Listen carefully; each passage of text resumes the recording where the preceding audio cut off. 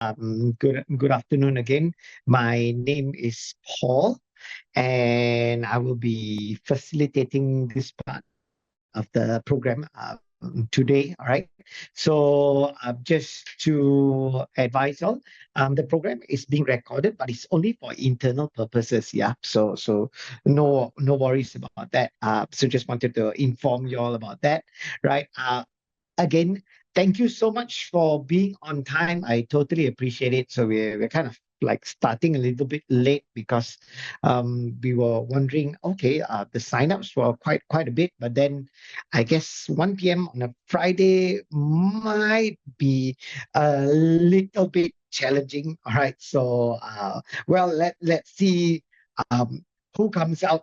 Or maybe we'll get extra people from now till then, right? So just to share with you guys, right? Um, well, the best thing is that we now have a very small and intimate class. So that's good. I mean, we can ask more questions, right? So that would help us out a lot more, right? To actually really get the material to be something that you want. So just wanted to check. Seems like everybody here is pretty comfortable with Zoom. So nothing major, no challenges. You guys are okay with Zoom?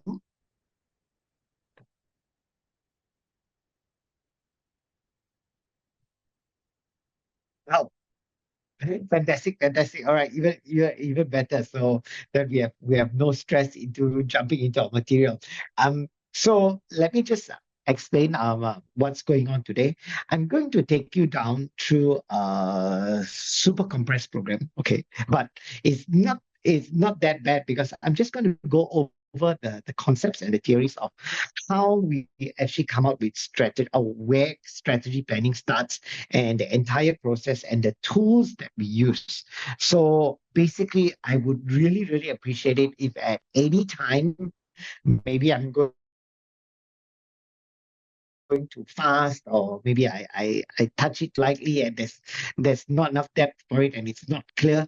Please do not hesitate to either interrupt me or just type something in the chat room. I can see my chat room here, and just in case I get like very semangat, and then I forget to look at my chat room, just send me either an emoji or something, or just unmute yourself, say, hey, can you just check the chat room, so I'll be able to answer your questions. Yeah. So the best thing or the best way for this program to go is just basically for us to be able to be very open and ask more questions. Maybe you'll say, hey, Paul, I've tried this before, but it didn't work. Is there something new? Because as I always go through programs, it's always about learning, and it's not just me, or it's not just one-way traffic. Is I can always learn from everybody in the room. So we'll take it as a mutual thing whereby we're going to learn together, and then we'll see each other's point of view. So just a little bit about me before I jump into the material. So basically, I've been in training, HR, and yeah, both sides of training, from sourcing trainers right up to being an internal trainer, and of course, running HR as the head of HR. And now, what I've done is I've actually left corporate, and I'm into what we can say running my own business. So in my own business, I'm a trainer. I have a team of trainers, and we all specialize in something. And my area is very, very much into strategy and plans and making people work, because my key of it is I always believe that people are amazing and plans are amazing. But what happens is in the middle here, there's some sort of junk. What I mean by junk is maybe people aren't too clear, or the plans haven't been communicated properly. And so because of that, what happens is we'll never be able to meet in the middle. So my niche as a trainer is to get clear plans and get people clear, and to be able to make people work together. So throughout my career, what I've noticed is, oh yeah, people throw a lot of jargon at me, and I never really understood it until like over many years, and then I keep thinking, oh, why did they not explain this in the first place to really help people to understand it so that we can get teams to move faster.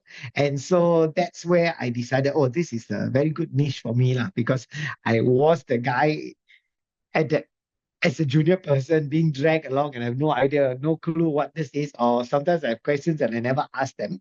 And so throughout my niche is just really about taking taking all the mess in the middle and just making it work a little bit easier for everyone. So that was actually the where I see myself.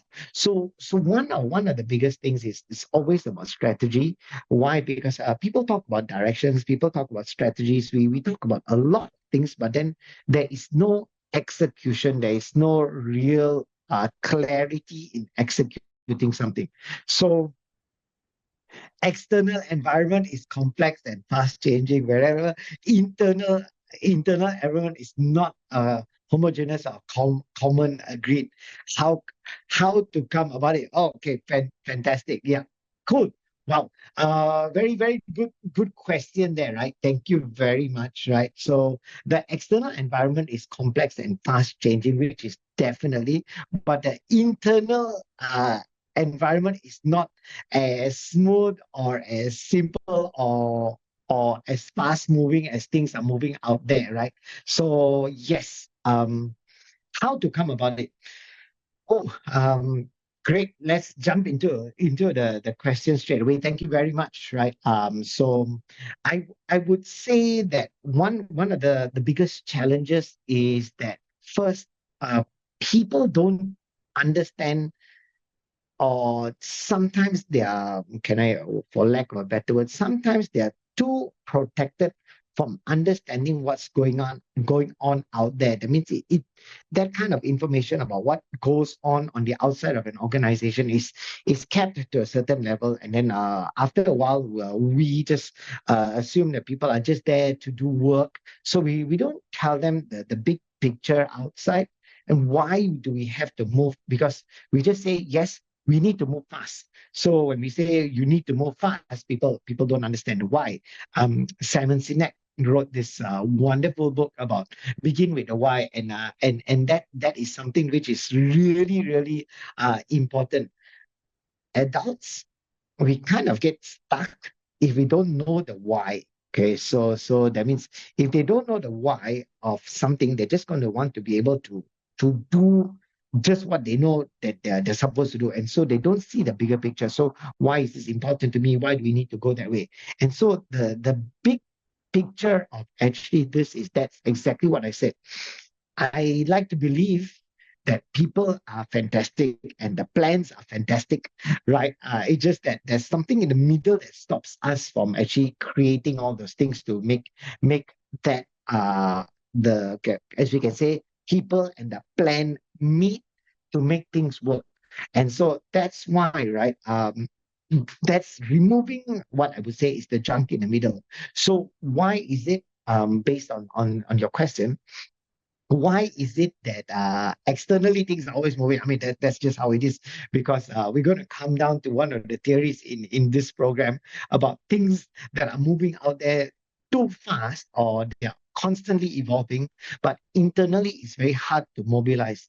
And I'm sure you'll agree with me, the bigger the organization, the harder it is to get people to move, because when we not only if we are big locally, what I mean by locally, in one branch or one area or one office, then it's already hard to move. Once you spread it out over branches, say throughout the country, it's harder to move. The moment you go even wider, like say regional and international markets, right, then it gets really hard to mobilize people. The thing about this is, as I say, yeah, I'm not going to come here and paint one wonderful picture that comes from La La Land to say that, yeah, no problem, man, just have a good strategy, everything at Jalan. Not really. It's about actually how we cascade things to get people to understand. But the most important thing is what we need to know is we just need to be able to get people to be clear as in what is the organizational direction. Once they're clear with the organizational direction and we drive that through to people, then we will start to see some alignment. Okay. When I say some alignment, because I need to say that I need to be very clear that alignment isn't that easy. And if we are trying to make things happen to get people aligned to something, it's going to take seriously about 3 years of constant work within an organization before things will actually be a little bit smaller. So the challenge is, I would say, how to overcome it is first we need to look at how we cascade. That's one. The second one is, I would say, aside from how we cascade the goals, we need everybody to be aligned with the mission, the vision of the organization. And I know this is like very super cliche, like, yeah, lah, vision, mission, like very, very, very easy thing to say. But when the mission and the vision are clearly understood by everyone and not just a plaque on the wall at the entrance of our office, or maybe it depends on the organization you're in, your wallpaper on your computer kind of thing, right? That is doesn't really translate into people understanding it. Yeah, the how to make it translatable is when we actually have that and have that alignment when leaders are talking to their team members to get them to understand really what is the importance of this to them. So cascading alignment, that conversation to have and to get people to understand it. And I would also say how to overcome it is really to really look differently at how we see performance management. That means to tweak the way we look at it, which is again something that we're going to be coming into our program, right? So before that, let me just share my slides. Just give me a moment. Okay.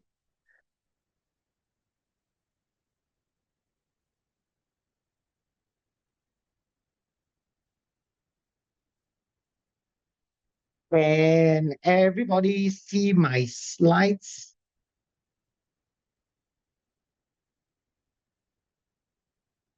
okay, fantastic. Thank you very much. So, um, what we're going to talk about is again how well the big picture. Thank you for the thumbs up. Thank you for the response in the chat group. So how we'd like to see, or really what we're going to understand is how do we move through this, or really how do we get that alignment and how to actually get people to move accordingly, or move in tandem with where the organization wants to go. So it all starts from the planning or the big picture of the organization. So just to help everybody understand, right? Okay, so on the very very high, the big picture of things, right? So in strategic planning, there are three main stages, right? So what I mean by three main stages would be that number one would be like, first, the direction has to be clear and it has to be set. That means, what I mean by set is set and understood. So that means from the direction. Normally, when we say direction here, what we mean is, yes, the mission and the vision need to be something that everybody has embraced and everybody understands.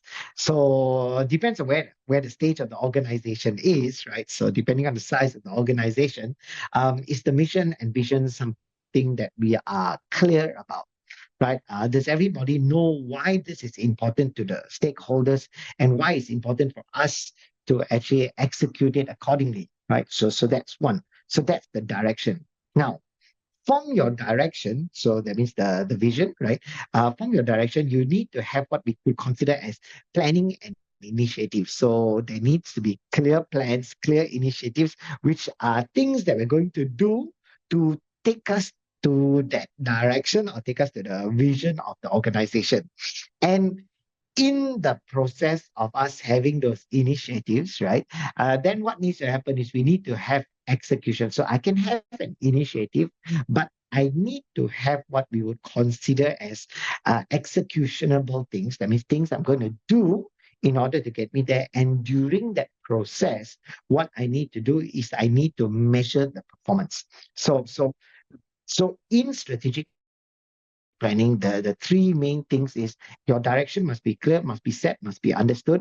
You need to know what initiatives or what plans there are for the organization, that everybody needs to understand those things.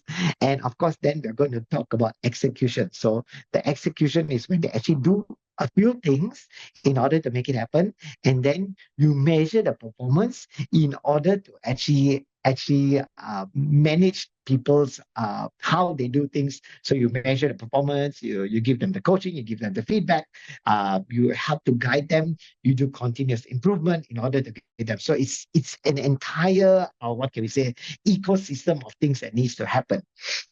So from the vision, you have goals that need to be clear. You need to have objectives. You need to have initiatives, and your governance is actually just basically us measuring the performance and actually monitoring the performance. And during this program, I would say I don't recommend any software or any kind of thing. So if you hear me use the word system, I just mean the process lah. Okay, so just in case, like, oh yeah, it's system. No, I'm just saying it's a process, because this thing can actually be done depending on the scale of the organization.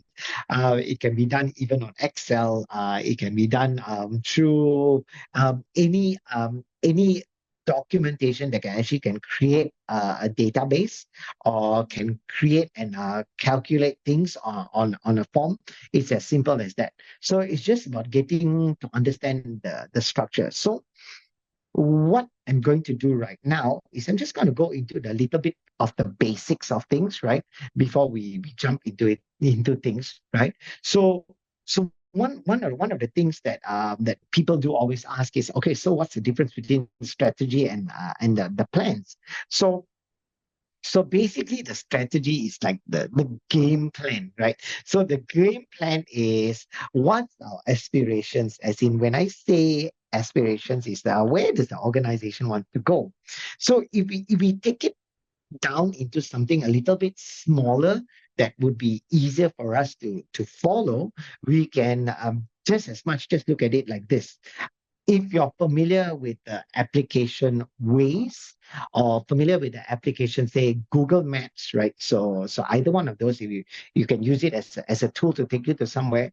The first thing you need to do with all of that is you need to key in your direction. Okay, so that's the big picture lah. Let's just say today I'm in Petaling Jaya. So I say, okay, like, so I'm in PJ, and just say I want to go to, say, Klang. Yeah, coincidentally, I had a meeting in Klang today.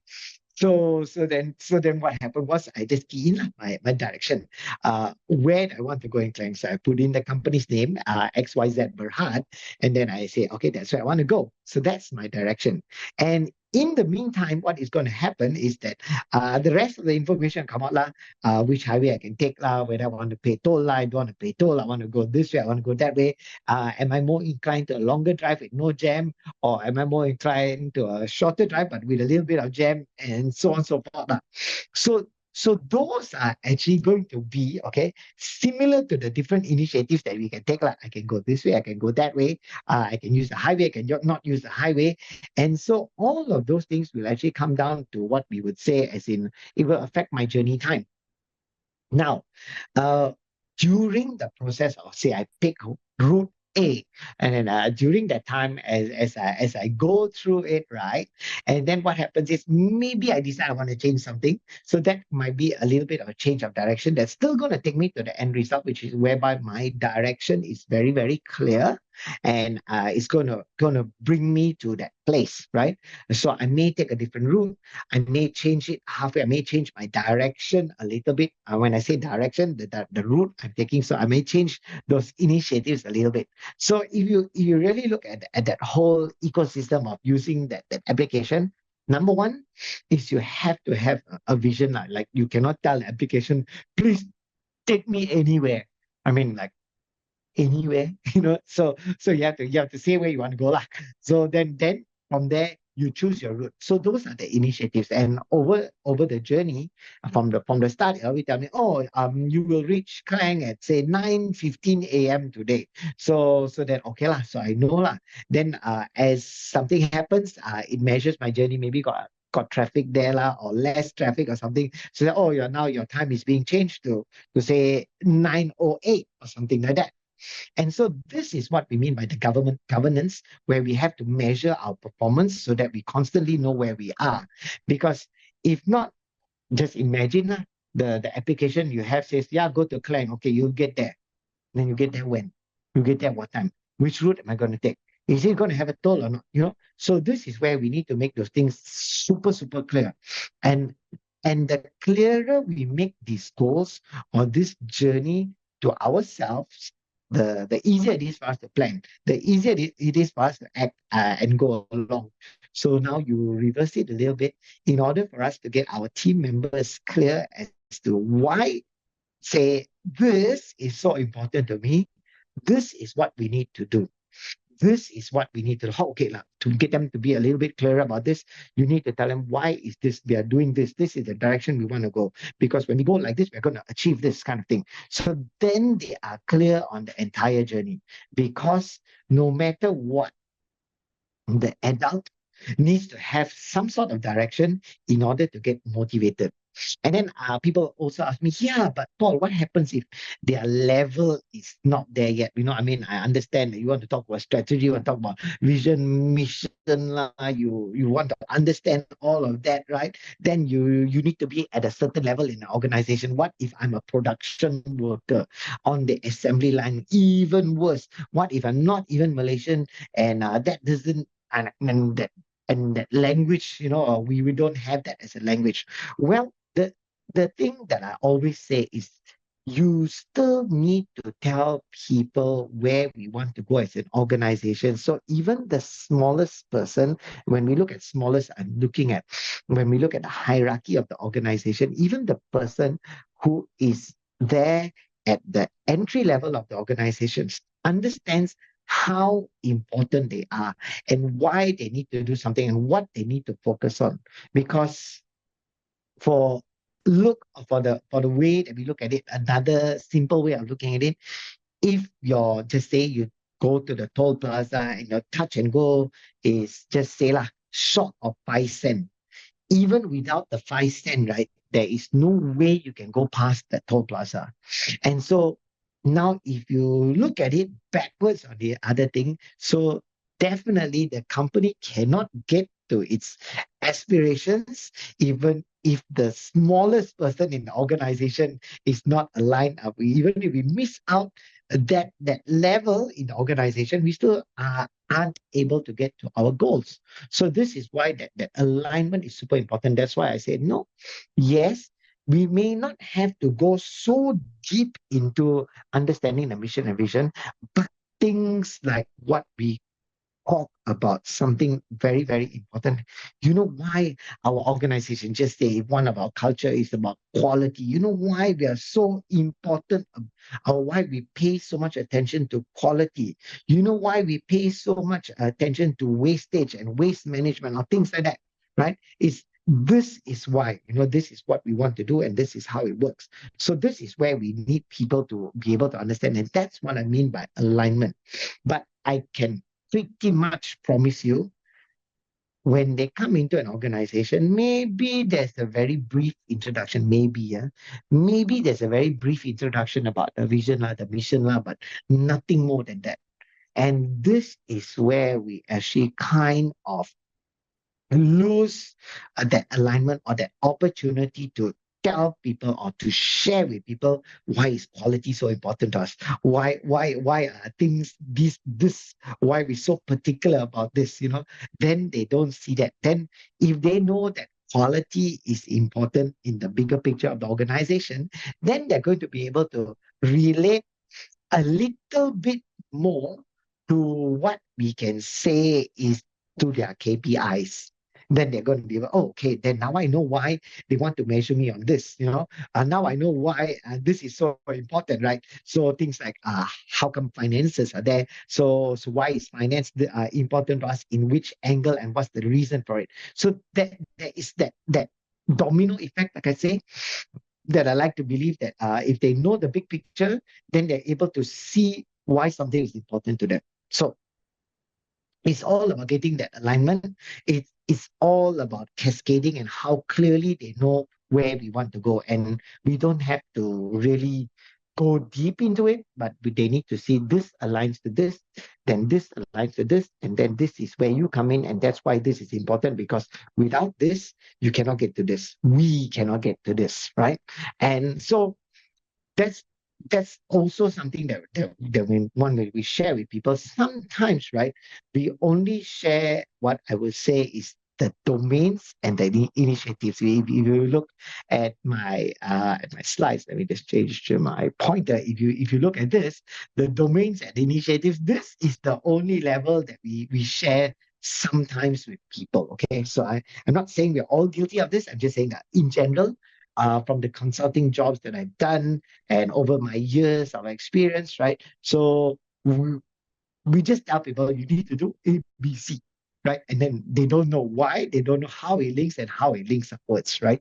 So this is something that we need to really start to look about cascading to make it clear. But before we go to the planning, we need to have the game book, right? So the game book is, hey, look, where does our organization want to go? What is our aspiration? So this is the big picture, the vision, right? And once we have the vision, then okay, right. So we want to go there. And then after that, what we're going to think about, okay, good. So in order for me to get to be at the top, the pinnacle, at the height of this, right? I need to know where to play. Okay. So what I mean by where to play is that you cannot. Oh, okay. So again, step back a little bit.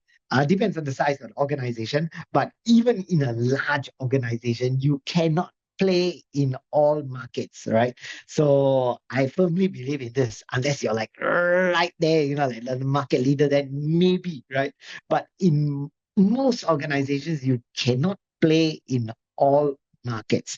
So you need to know, in order for me to take me to this aspiration, the vision of the organization, I need to be excellent in something. So this is what we mean by play.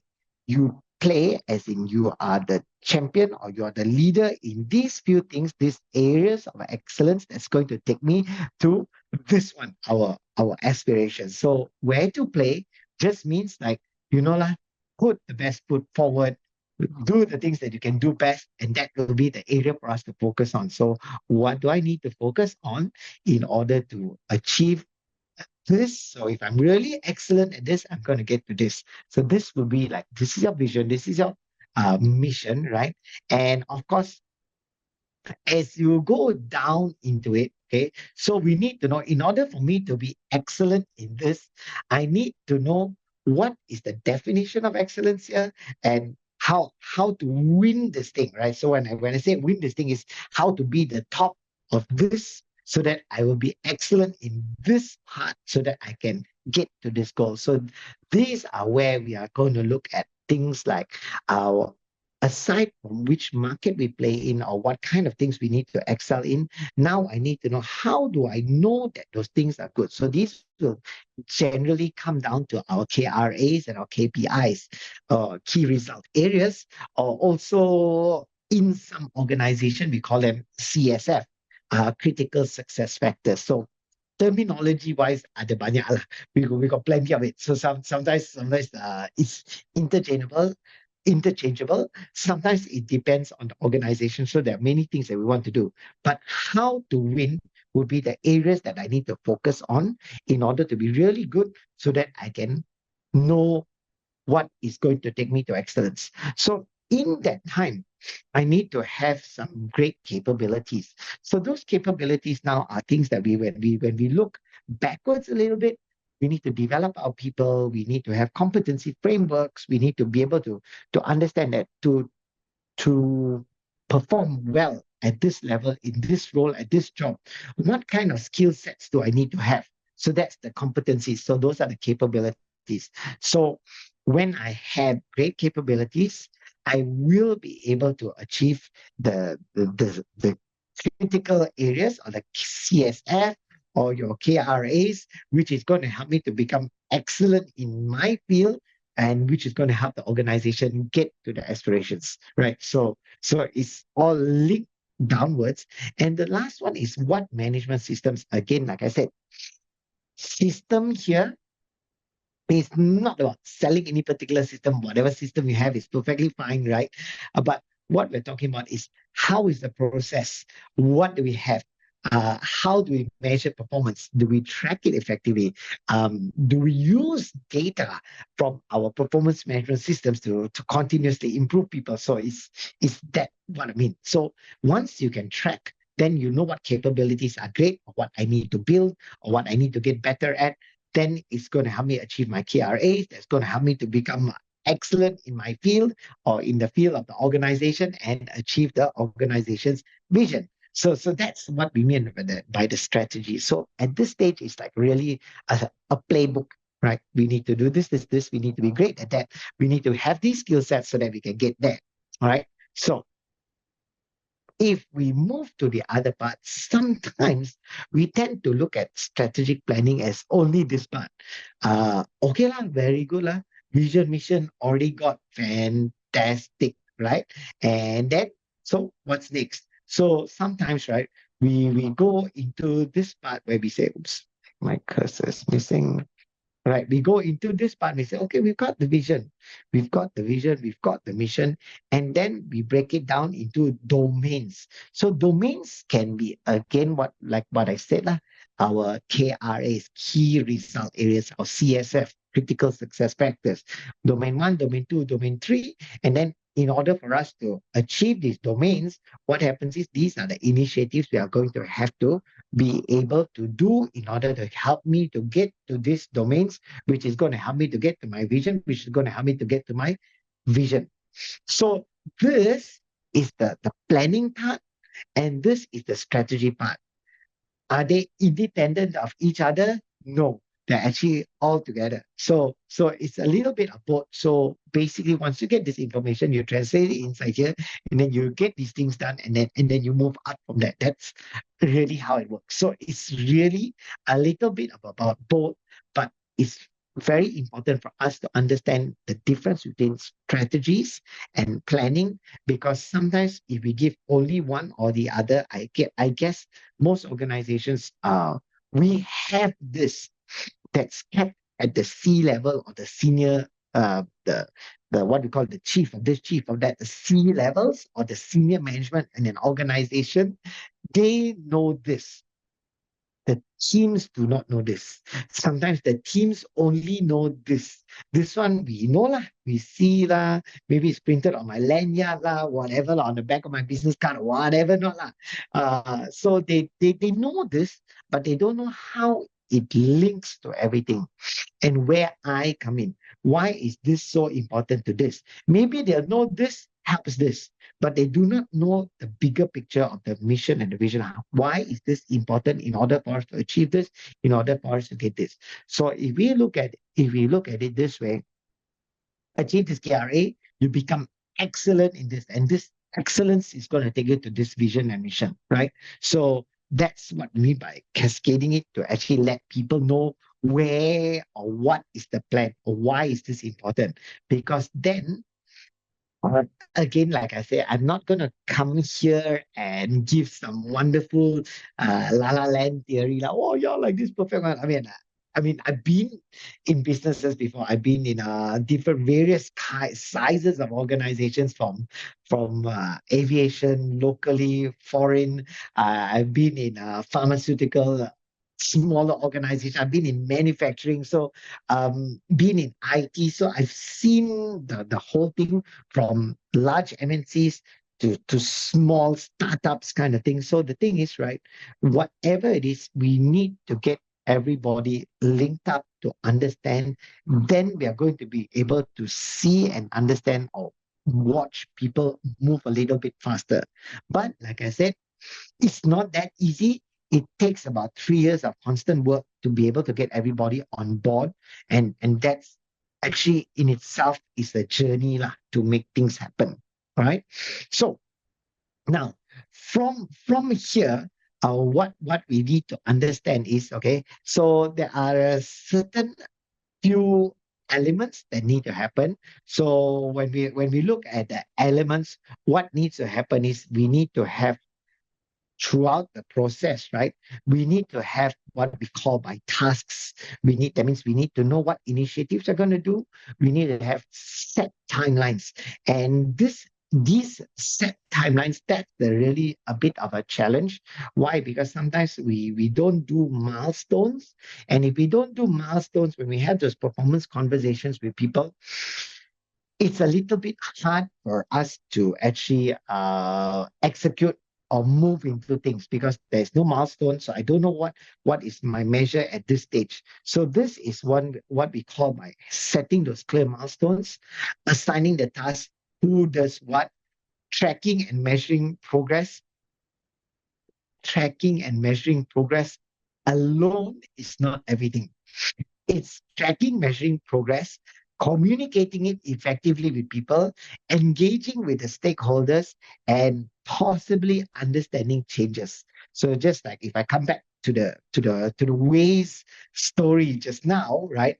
So if I were to go on this journey and halfway there I find out, okay, the jam is bad or there's an accident or something, I need to be able to choose to have those changes because um, I know this sounds a little bit weird, but not everything can be cast in stone. I mean, because like uh, if the vision and mission, the vision is there, that one is, yeah, that's where we want to go. But how we go through that journey to get there, that one is something that we can change. We need to be able to be flexible enough. Well, one of the keywords that have come up recently is what we call agility law, right? So if you're not agile and we just want to go straight like that, you may end up not being able to react fast enough to the market. And so that's where we need to understand the differences or the challenges, right? And so all of these things are supposed to happen at any time throughout the strategic management planning or the process or in the system that we're running. We need to be able to do all of these things, right? And so if we look at it in another way, all right? So a very simple way of looking at it, this is what we look at as the model of strategic management. Okay, so we need to ensure that all of this happens, and these are the things that need to happen at any one time. First, your mission and vision needs to be clear. It needs to be well developed. It needs to be something that we are agreeing upon, and then we can move from there, right? Then the next thing is right. Um, in the entire process. So throughout this, I'm gonna take you through the journey as in we see ourselves right as the owners of an organization, right down to the person who has to execute things within the organization. Yeah. So number one is once the mission and vision are developed, that's great. It's clear, it's understood. It's what the organization, or it's where the organization wants to go to. Fantastic. Then we have to do our SWOT. Okay. SWOT analysis about looking at strengths, weaknesses, opportunities, and threats. Right. So we look at these things, or we use this tool to actually help us to analyze the market out there. So S and W, external to the organization. O and T, opportunities and threats, are external to the organization. So we need to see, okay, look, right. So if we want to get here, okay, what's good about us? What's the areas of weaknesses that we can work on? And aside from that, you can also look at what's going on out there in the market. Because you see, once you get this information, right, then you will have a lot of data. do we have to work on every single thing in our SWOT analysis? Okay, so again, like I say, um, well, it depends on the size of the organization. Honestly, what I recommend to organizations, no, you don't have to work on every single thing. Then the next question that comes up from people is, oh, so that means we only work on our strengths, no? Right? Even that is not entirely correct also, because you don't only have to work on your strengths. If your strengths are great, that's good. I mean, I'm not saying don't work on it anymore or don't build it or don't maintain it. You maintain it. But what is going to happen is there might be a possibility that the next big thing is an opportunity that you see out there. But within that opportunity, as in the organization, we may not have the correct skill sets to take those things. And so, oh, okay, if like that, maybe we should actually work on the opportunities so that we can take our business, take our organization to the next level, right? So that you're going to be say, okay, so it's not necessary you must work on your strengths. It's not necessary you must work on on what we would say your weaknesses. There is no, I mean, I know lah, famous last words from trainers. There is no right, there's no wrong. Okay, but honestly, right, there is really no right and wrong on this, because what needs to happen is you need to look backwards, right? Whereby the linkage, what we mean by linkage is, will what we want to focus on help the organization become excellent in the thing or the things that's going to help us to achieve our vision and mission. So that's the part about it, or that's the different way of looking at SWOT analysis, right? And again, right, for those that have newly joined, right? Hi, my name is Paul. If you have any questions, please type it in or unmute yourself. Or if I'm going too fast, just let me know. Yeah. So again, right? One of the things that needs to happen here is, that's why uh, for me, the clearest thing we can do is ensure that our vision and mission are exactly spot on. It's where we want to go as an organization. It is really something that we're all going to focus on, because what happens is everything down this process is actually going to be working backwards, just like our playbook just now, just like our vision, our mission, our domains and our initiatives. Everything is going to work up to this. So sometimes the environment that we look at, maybe we are supposed to look at something different in an organization that's going to help us to get there. As long as we can answer whatever data we pick from our SWOT analysis, right? Will it help us or help the organization to become excellent in the thing, which is our mission, become excellent in the thing that's going to take us to our vision. So that's the process, yeah. So once you do a SWOT analysis, you get a lot of data, right? And then you have to analyze it. You pick the data that you want. I mean, you pick the things that you want, because focusing on everything is going to be very hard. Also, when you focus on the thing, right, or you focus on the one specific thing, who are you? Who is going to do these things? So if we try and focus on too many things, right, then we come down with this other big problem, whereby there's too many things for us to focus on. So when there's too many things for us to focus on, then it's going to be like your concentration or your power or your focus will be diluted. Right. So when it's diluted, then what happens is you give a little bit here, you give a little bit there, you give a little bit, you're never going to focus on anything. So the more important thing is, let's pick the biggest, the sailor from your SWOT analysis. You pick the biggest three things or the biggest four things that's going to take us to where we want to go as an organization. Once that happens, then you move into the next part of it. And then this is where the balance scorecard comes in.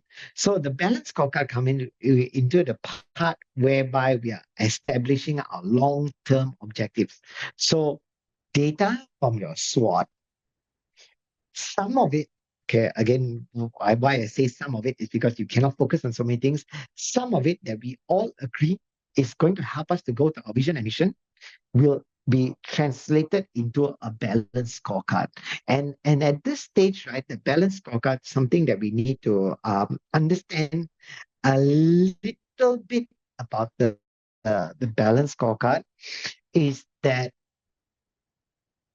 think a little bit bigger, meaning, right, when we look at the balanced scorecard, it doesn't necessarily mean one company has only one balanced scorecard. All right. So one company can have many balanced scorecards. Individual departments can have their own balanced scorecard. Um, each point of data that just say lah, once we do the SWOT analysis, we come out with the top three things that we want to do as an organization. Each of these three things can become its own balanced scorecard.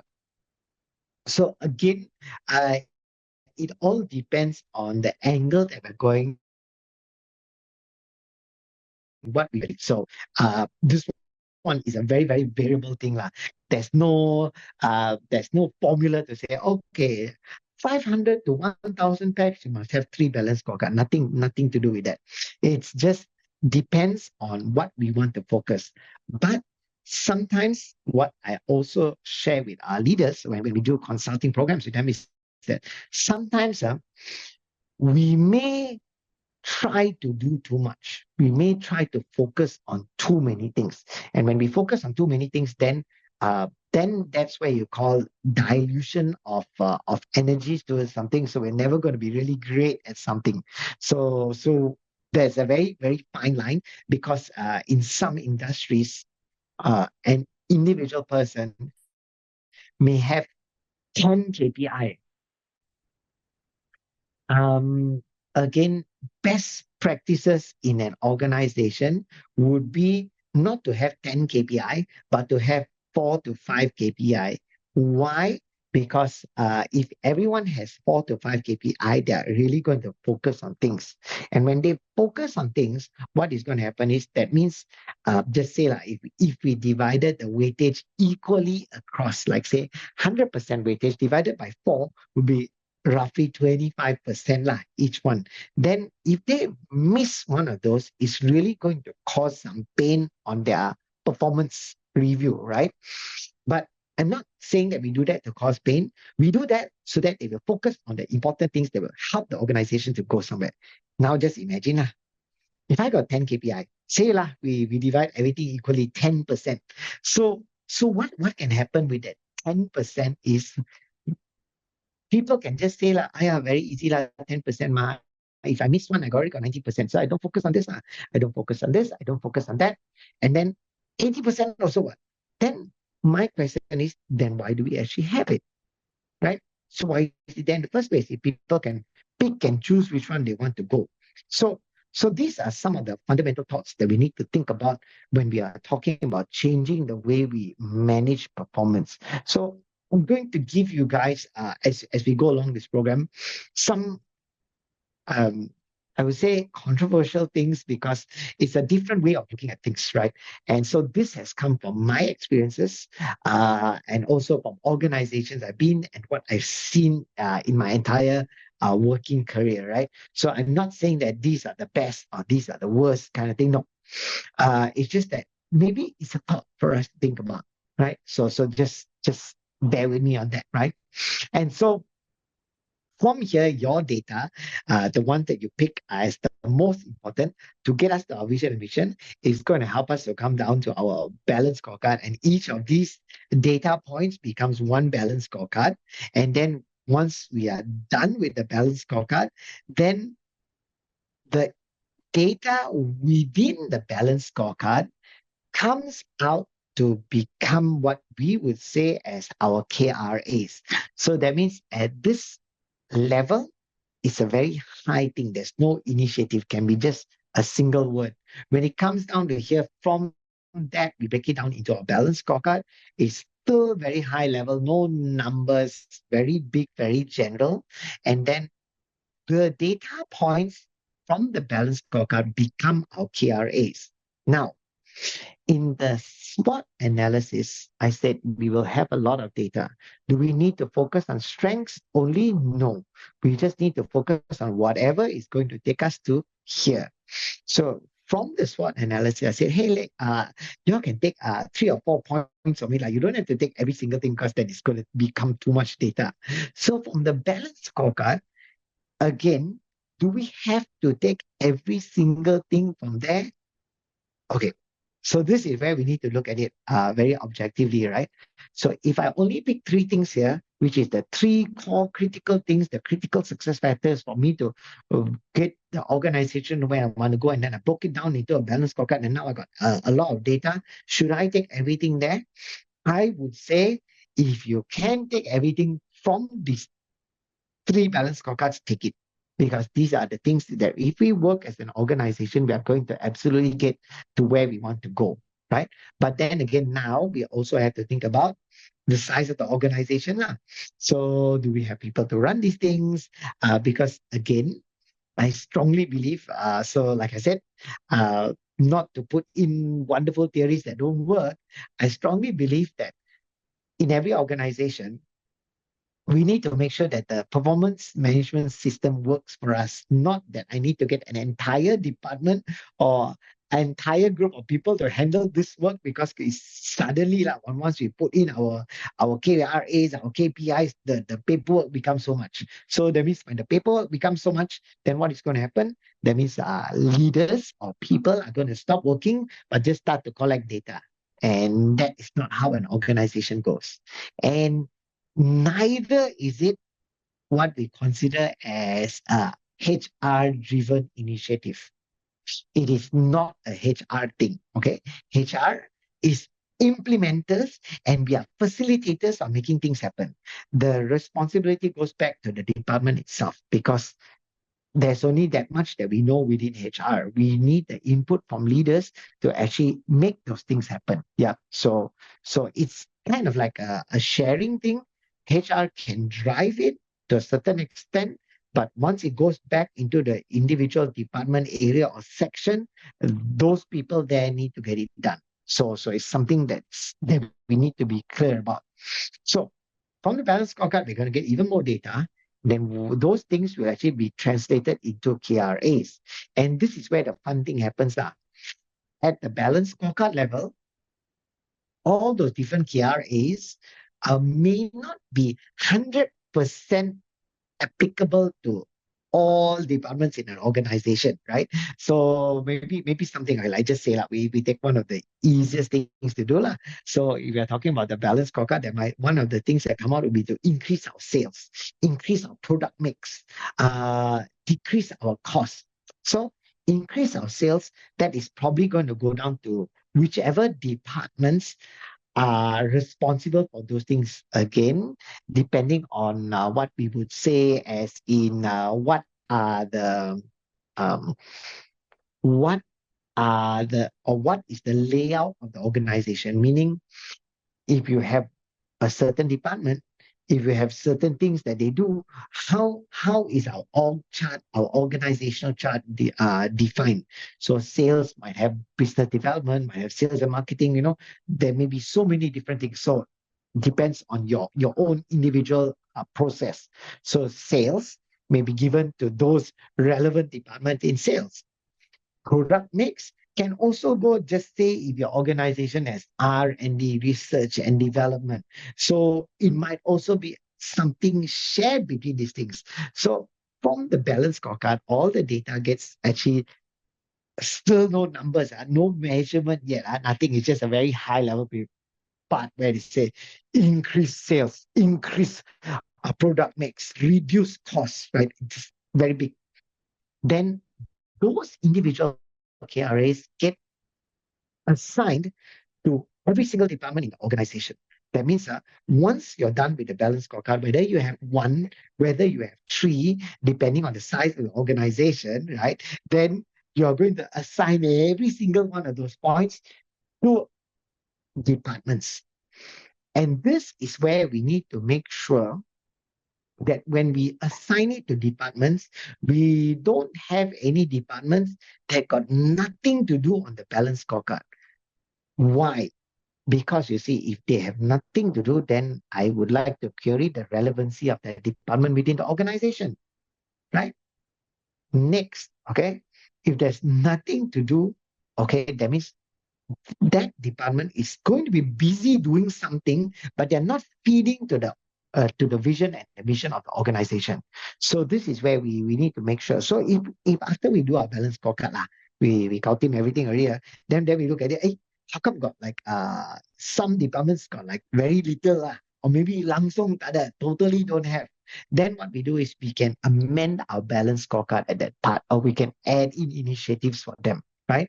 But again, remember, right, at this level, at the KRA, CSF level, like critical success factors, is still high level because you see, now imagine if I had that line on my balance scorecard to reduce costs. Reduce costs, I will bracket there and put all because all departments have a cost. So all departments can reduce their costs, right? So that's how we look at it. Okay.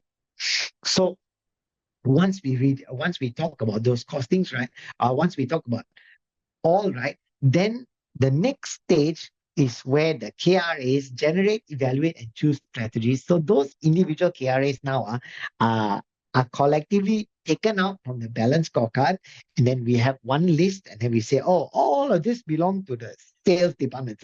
So that one, sales or BD or whatever it is called in the organization, all of those goals, which is just one list with no measures and nothing, will be given to the HOD of that department, right? And then we say, okay, so Mr. Paul, these are your deliverables for next year. Can you please come out with initiatives to help the organization achieve these things? So that's at that stage when it's given to the HOD, then those KRAs are divided into initiatives, are given amongst their team members, and we move downwards here. So only here is when it's going to be broken down into what we call the strategies, which is the initiatives and the measures and the performances, right? So then only here is when those collection of KRAs that's relevant to a certain department is given to the HOD, and then the HOD has to write those goals or get their teams to write those goals, come out with initiatives. So to understand the process flow, right?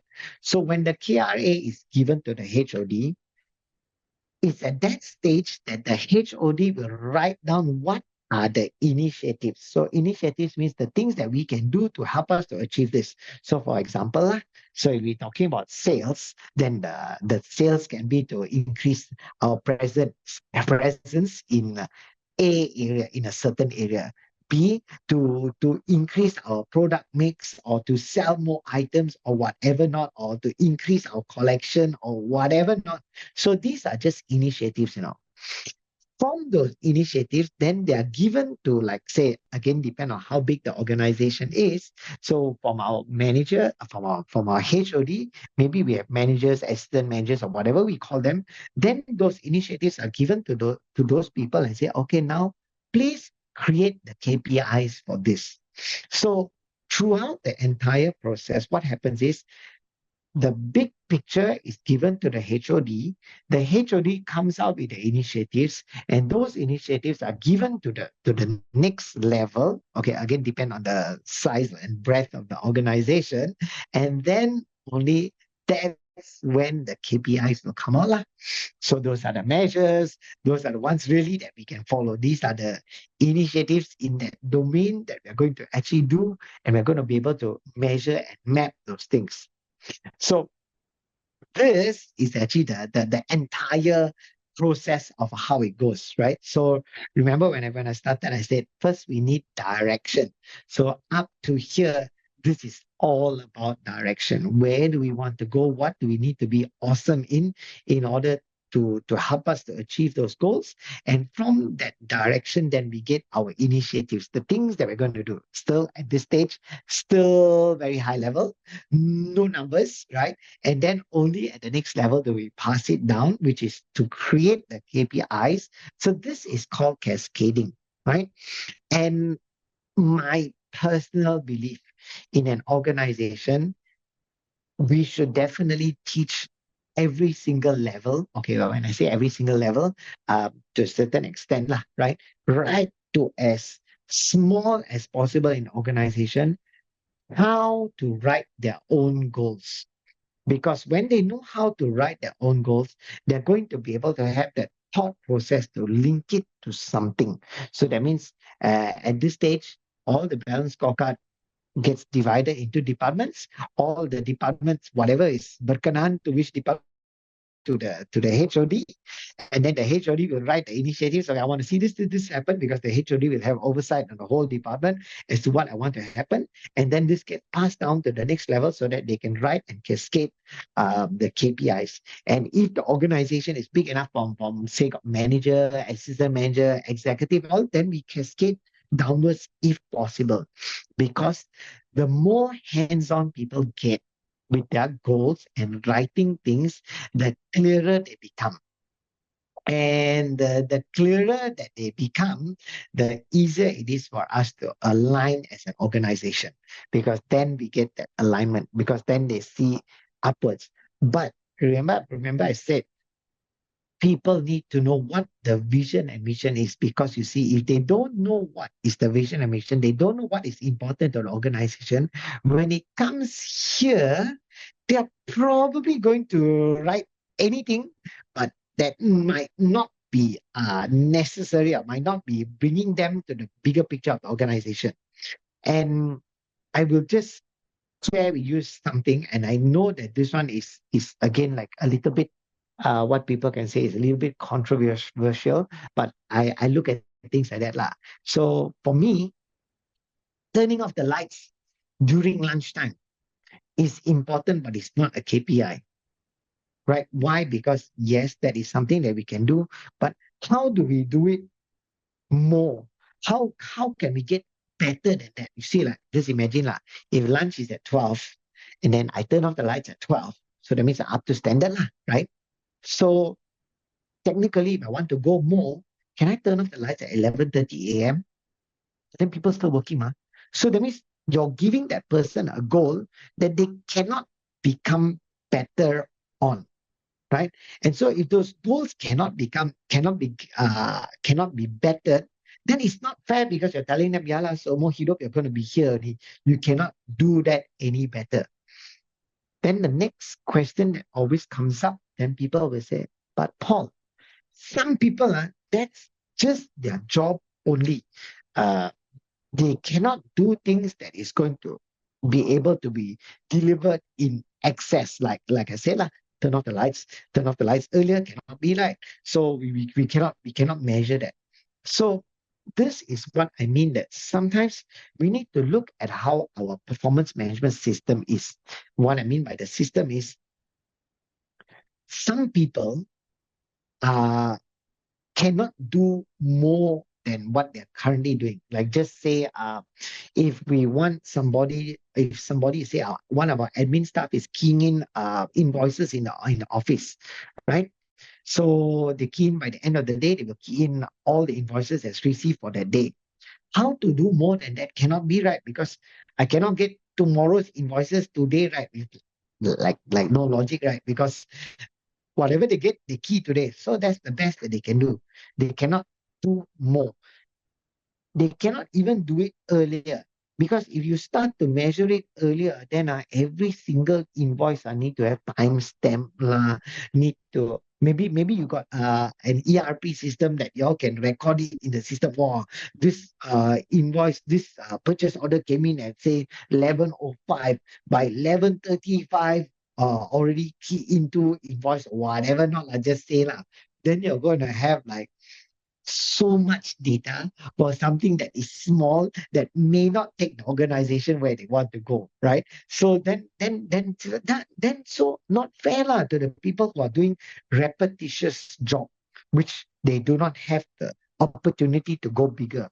Then I say this is where, depending on how our organization's performance, our organizational performance management system is, some people need to be put inside a different pool.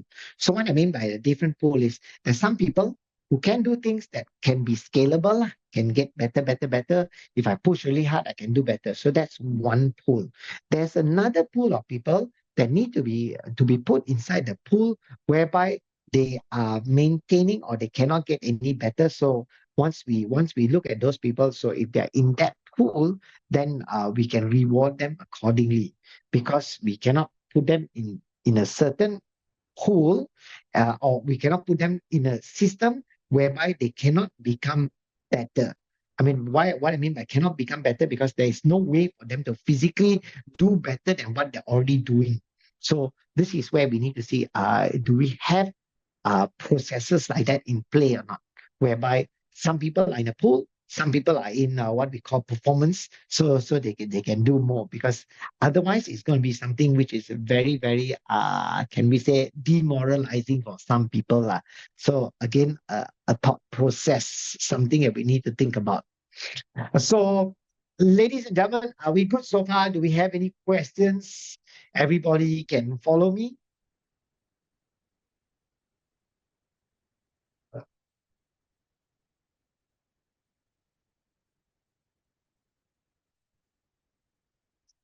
Thank you for the thumbs up.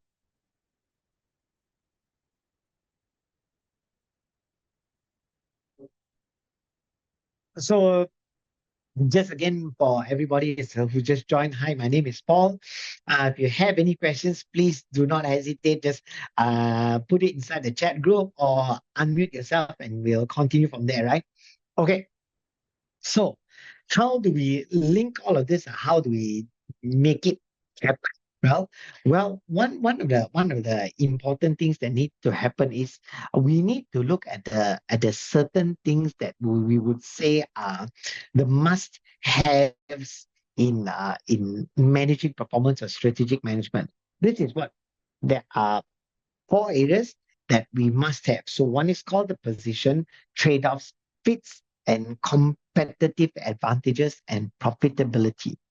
So what are these things? We need to ensure that when we are planning strategy from the start, that means right from the mission, that means what we need to excel in, we are already taking into consideration. So like when we are looking at the SWOT analysis data, what do we need to break down or remove, right?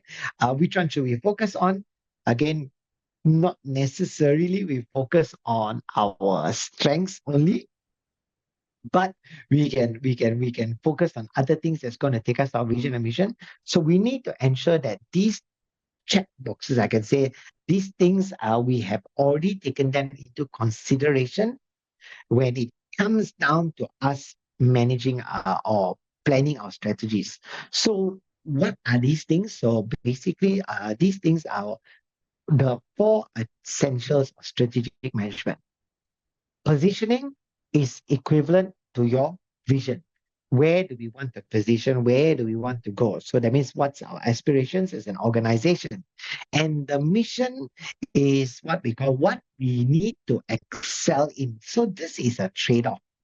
The trade-off here, you need to look at it from a different point of view, or a different way of looking at it. Sometimes we say trade-off can look like a little bit negative or negative word, but the trade-off here is rather than me be okay in 10 things, can I just not focus on four things and be like the champion, right? So when I'm the champion, I'm untouchable. You get what I mean? So that's what we mean by the trade-off. But what we need to see from our trade-off here, what we need to excel in, whatever we pick on what we need to excel in, must be able to take us to our vision, because then we are linking our strategies together. So again, to bring us back to just now's strategic management model, moving downwards, what data we take off from our SWOT analysis, what we decide to work on, those are going to be the trade-offs. So I need to be really good at this so that I can get to the vision of the organization. So that's how we look at it. So where to play, meaning when we say where to play, so what do I really need to be good in to play at as an organization? That will take me to the vision, which is the position that we want to be. How to win, how to be really good at those things, those KRAs.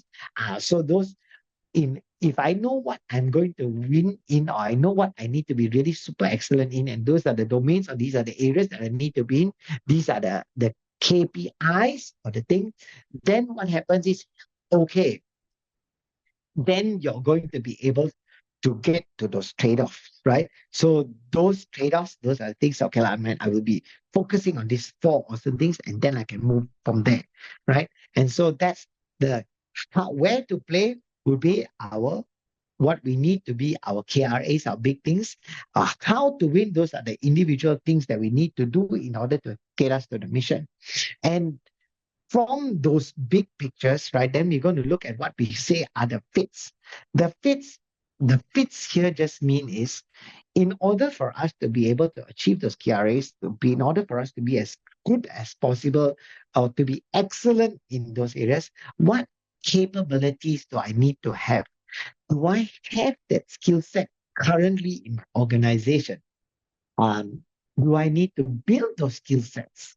Or maybe if I'm looking at an opportunity that I want to take based on my SWOT analysis, uh, what kind of capabilities do I need to develop, hire, or get in the organization so that we can move forward? So that's what we mean by capabilities and initiatives. What kind of things do we need to do?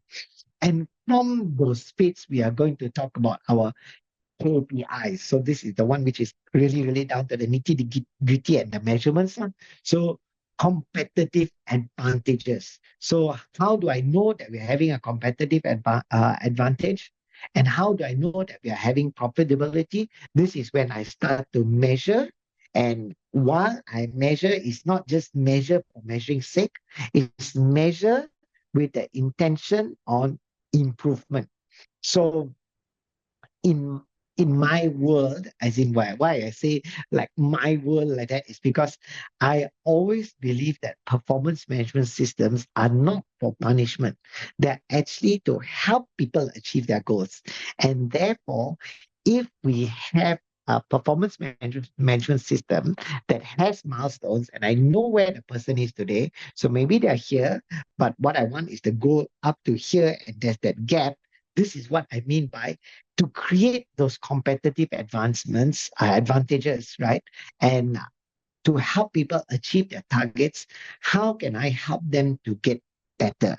Because it's not just about measuring on me, it's about me coaching, it's about me mentoring, it's about me having continuous improvement, it's about me as an organization simplifying processes using Kaizen, maybe looking at ways that we can make use lean management. So it's got so many things because you see, in order for us to continuously maintain our advantage, we need to get better all the time.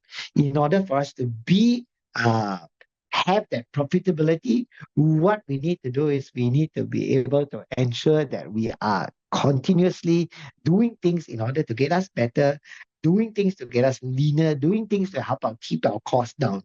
So this is what we mean by the four essentials of strategic management, because the linkage is at any stage what we need to do is we need while we are planning this, we must make sure that we are already focusing on these four things.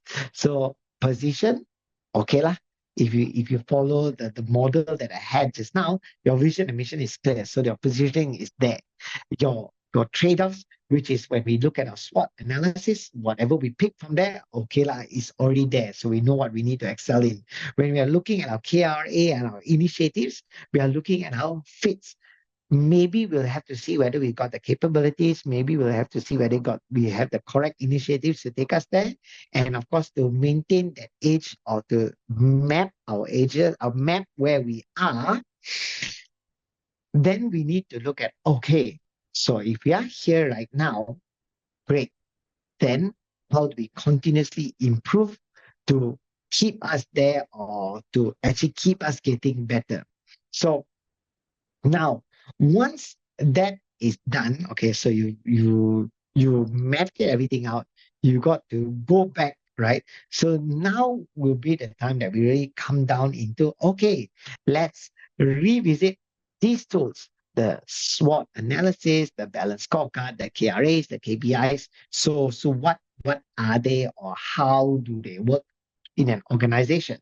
So I'm not going to really go deep into these tools per se, but what I want to share at this stage is just basically is this. All right.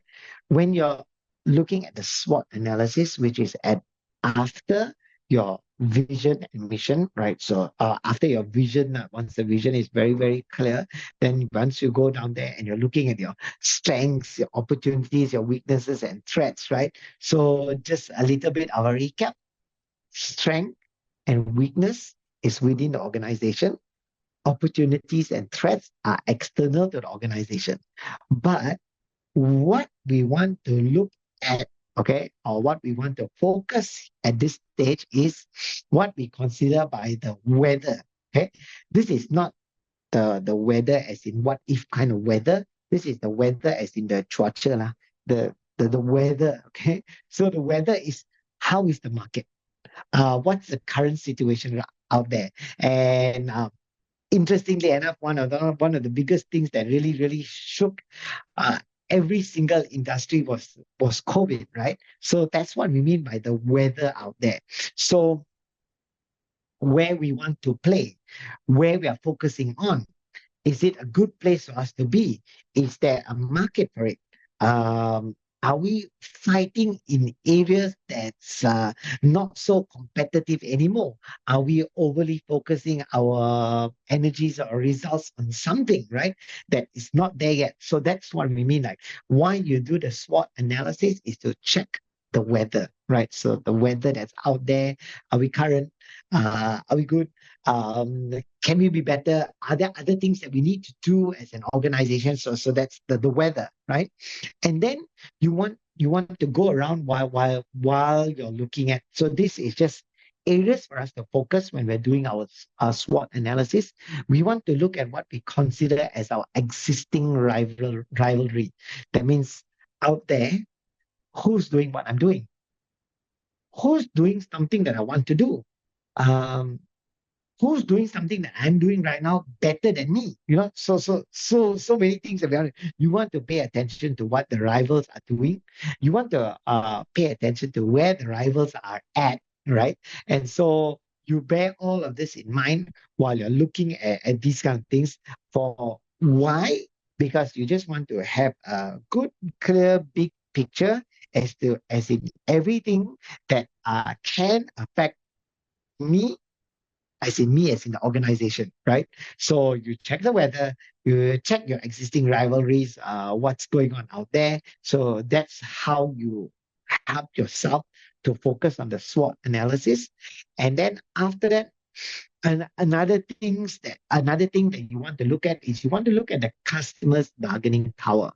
Meaning the higher the customer bargaining power is, okay, so the way we understand this is customers can bargain when there are many organizations out there doing the same kind of business. Because I can tell you, oh, company A pun buat what. So why y'all must be like that? What is the reason for your pricing like that? So you want to check on the customer's bargaining power. You want to bear that in mind that sometimes, right, a very high bargaining power for customers can actually turn out to be a threat for us. Could be, right?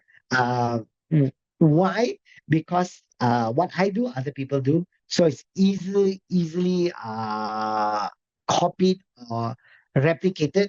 So that means I cannot push so much for it as me as an organization, right? So you want to look at your customers' bargaining power. You also want to look at your suppliers' bargaining power. So suppliers' bargaining power is now can be a little bit on the opposite lah. Customers can bargain when got many people doing the same thing. Suppliers can bargain, or in another word, we look at it is suppliers can tekan us when there are just a few people who are carrying the raw materials that we need. So then they can squash us lah. Why we say squash? Because only I having this barang, so what do you want to do, right? So you have to buy for me, kind of thing. So you want to bear all of this in mind, right? When you're doing your SWOT analysis, and of course, another thing under the opportunities and threats, you want to look at substitutes for your current services. So is there anything that we can change or we can look at in order to push us to the next level, to help us to achieve our vision, our missions, and to be excellent in, so that we can leave behind all these challenges, right? So these are areas that we want to focus on during the SWOT. And once we focus on this, like I said, we get a lot of data. So once we got a lot of that data, okay. So what's next? So from there, you pick, again, depending on the size of the organization, two or three, or maybe four or five, depending on the size of these things which we really want to absolutely focus this year as an organization that's going to take us to the next level. Once you've got that, then you go and look into how to link the strategies. So you've taken that thing, right? So the first tool you use is a SWOT. From the SWOT analysis, you focus on those 5 areas, which is something, okay, interesting and important for us to go. Then we move into the next thing. So what is the next thing? So these are the strategies, to link the strategies. So now vision, mission, aligned to the SWOT. The SWOT, we pick out the data, and then before we pick out the data from the SWOT, again, then people say, but Paul, how will I know what to pick out, what to keep? Well, I cannot tell you what to pick or what to take out, but what I can tell you is the kind of tools that we use in order to help us to be a little bit clearer with that. So some of the things that can help us is we look at the customers' bargaining power. Some of the things that we look at, we look at the suppliers' bargaining power, right? Maybe if we are too dependent on one vendor or a certain something, is there something else that we can look at? Maybe not, right? So again, depends on the organization, depends on how what we're focusing on. Really will very much depend on our vision, our mission, where we want to go from there. So it can be so many things, but I'm going to share with you all a couple of things that we can do to help us to actually just uh, look for the areas to help us, just give us some direction as to what we can use to actually what I can say is what we can use to actually help us to find out, whittle down the list, to shorten the list, to make it a little bit smaller, so that we can say, hey, look, we should focus on these things, right? So one of the things that we use when we are going to look at areas to link our strategy is we can use the red ocean or the blue ocean strategy. All right. So this is something that is very interesting. That organizations can choose to use when they want to look at which areas they want to play in. Okay, but sometimes this one is also a little bit challenging. Why? Because not everybody is in an industry where we can innovate until we are that far out. But what I always say to people is, if you cannot totally innovate in everything, what you want to do is you want to innovate in some things, right? So because when you innovate in some things, then what is going to happen is, then you're going to create like okay lah, blue and red.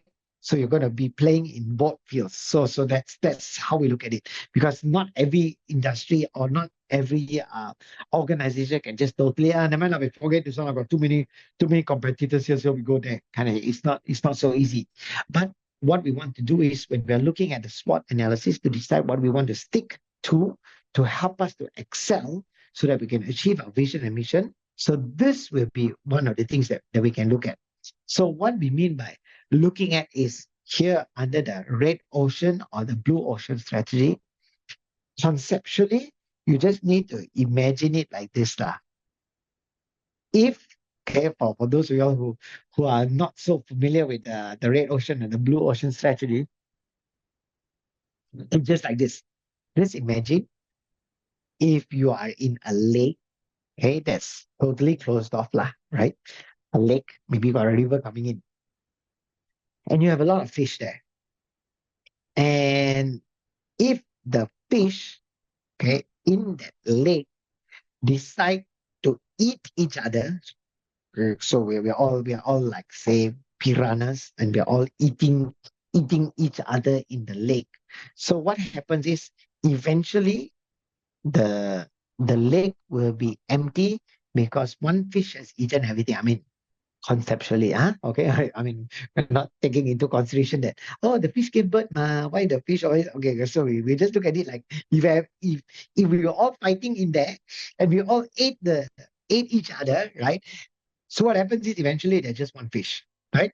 But in the process of everybody fighting everybody, this is what we call the red ocean. Of course, the lake will turn red lah with all the blood because we're all eating each other, right? And so what happens is when we look at it, okay, so how do we put this into the context of business sense?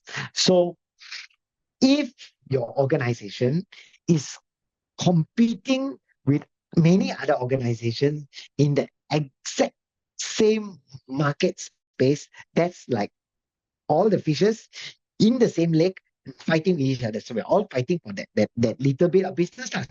So everybody's this is when the customer's bargaining power is very high, right? Why? Because it got company A, company B all also can do, right? So this is what we mean by competing in the existing market space. Right.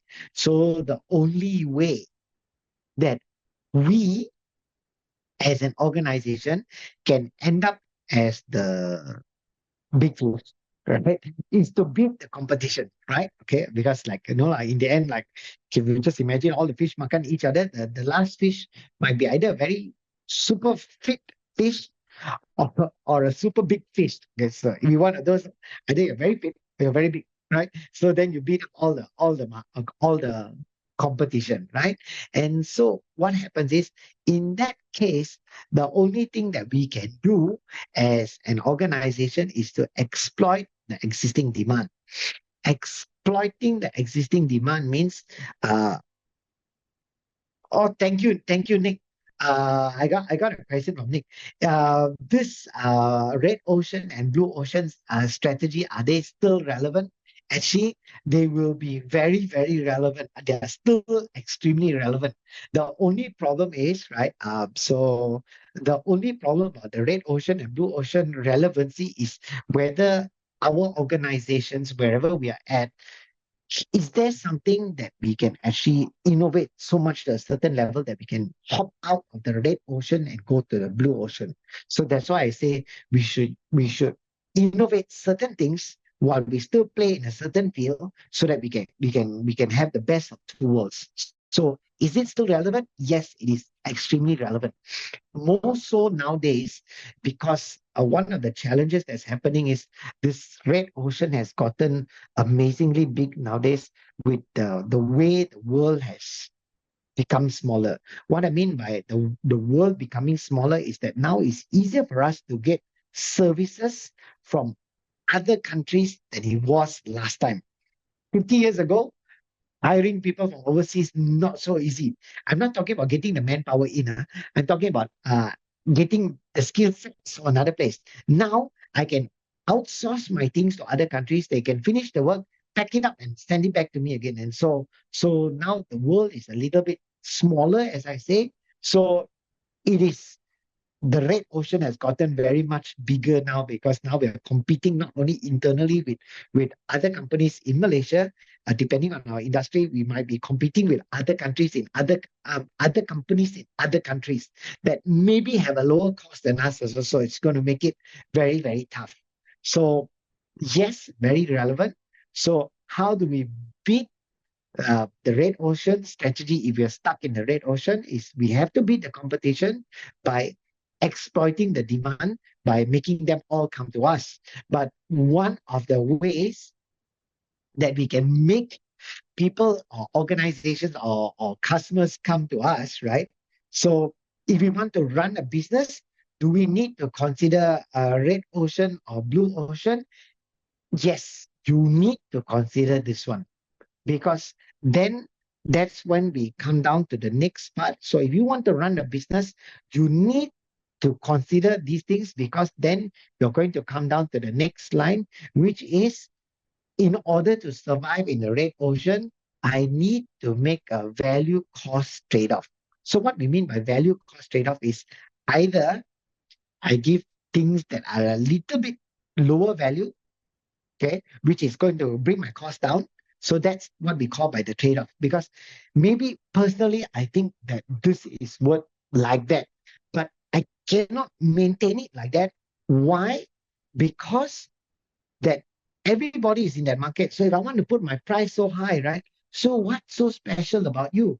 People will not want to do that. So they will go to the cheaper guys, because we're all fighting in the same red ocean space. So if you want to run a business, you definitely need to consider, where is your position, right? So again, if you are stuck or you operate in the red ocean, what we need to do is we need to align the whole organization, or the whole system of a firm's activities with the strategic choice of differentiation or low cost. Differentiation means you need to make a little bit of what we call, like, when you buy mobile phone, is what we call value added services, law, right? So what differentiation should I have, so I can exploit the existing demand by giving them that extra? But you also need to remember, lah, when I give people that extra, means my cost is going to go up. So my profit margin come down. But never mind. If I can hunt down the whole market, my profit margin down a bit, also no problem, because I got volume. So at this stage, you might be looking at volume already, not looking at the how great my product is. So this is where you need to align the whole organization with either moving into low cost or doing differentiation. If we do differentiation, our cost may not be low, but people may still come to us because we are giving something extra. I give you a very, very classic example, lah, of the existing competition in the existing market space. So what happens is, if we look at airlines, so what's happening? We got low cost airlines. So initially we had Air Asia, then we had other guys who came into the market to do low cost airlines. And so from Air Asia being in the blue ocean, so what happens is, then they kind of move to the red ocean, because suddenly all the small airlines are popping up, right? Not only that, aside from that red ocean, blue ocean thing, now also, wow. So last time, just say Malaysian Airlines was looking at, wow, we got the market. Then Asia so awesomely masuk, took a whole load of their business away. So until nowadays, what is Malaysian Airlines doing? They also have got tickets, right? So that differentiation is, right, you fly with mask, but now I got this cheaper ticket that also got no baggage. Sama macam Air Asia. So they have these tickets that have no baggage, and what that does for them is that now they're trying to pull back by giving a differentiation. The differentiation is, you fly mask. In their opinion, mask. So you fly mask, but now we also got a cheaper ticket for you, right? So this is how they're all in the same market. They're all fighting each other, and that's where the challenges are coming in, right? So that's one way. So when you're looking at your SWOT analysis, all the data from your SWOT, right? So what you want to look at is, hey, look, you know what? Are we here or are we there? Is there any way we can go a little bit into the blue ocean? Or if you are totally inside here, which of these points in my strategic map, right? Which of these points in our SWOT analysis will help me to get to this? Beating the competition, exploiting the demand, making the value cost trade off, which one will help give us differentiation so our customers will come. So then you pick those items, right? And then you move it from there. Okay, great. From here, I will actually focus on one, two, three, four things, and those become the input into your balance scorecard. So this is how. So this is one part of things that you can look at. Another one is you can look at the blue ocean strategy. So what is the blue ocean strategy? Not everybody can do this also lah, right? Depends on the industry, depends on what organization you're in. Create uncontested market space. That means you go into an ocean. So you imagine just now, we were talking that we are all in the same lake or tasek, fighting and eating each other as a fish, right? So after we bite, everything turns red. So eventually, eventually then you left one big fish. Eventually, it may take a long time, huh? But now you say, never mind, I don't want to live in this nonsense anymore. So you jump out from here and go into the ocean. In the ocean, just imagine this is the ocean. It is so big. You have a lot of fish fighting and biting each other, but it's very jauh lah.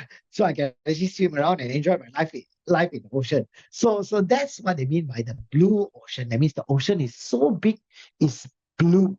So at the blue ocean, you are creating your own uncontested market space. That means I'm here alone doing my own thing, right?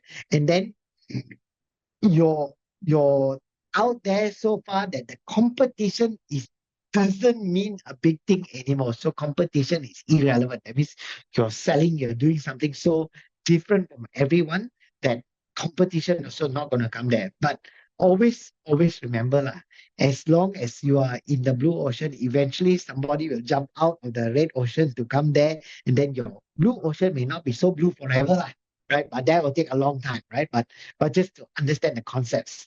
Then uh, another thing that could happen is, right, when you look at it in the blue ocean, you have no competition, and you have the competition becomes irrelevant because I'm doing something that they are not doing, right? Also, you can create and capture new demand. So this is new things that I can grab. So when I say new things that I can grab, it can be all be like, because the market is mine.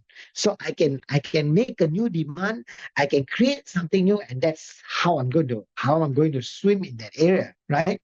And of course, you can break the value cost trade-off, because at this time, it's just like just now when we talk about the SWOT analysis, the suppliers bargaining power.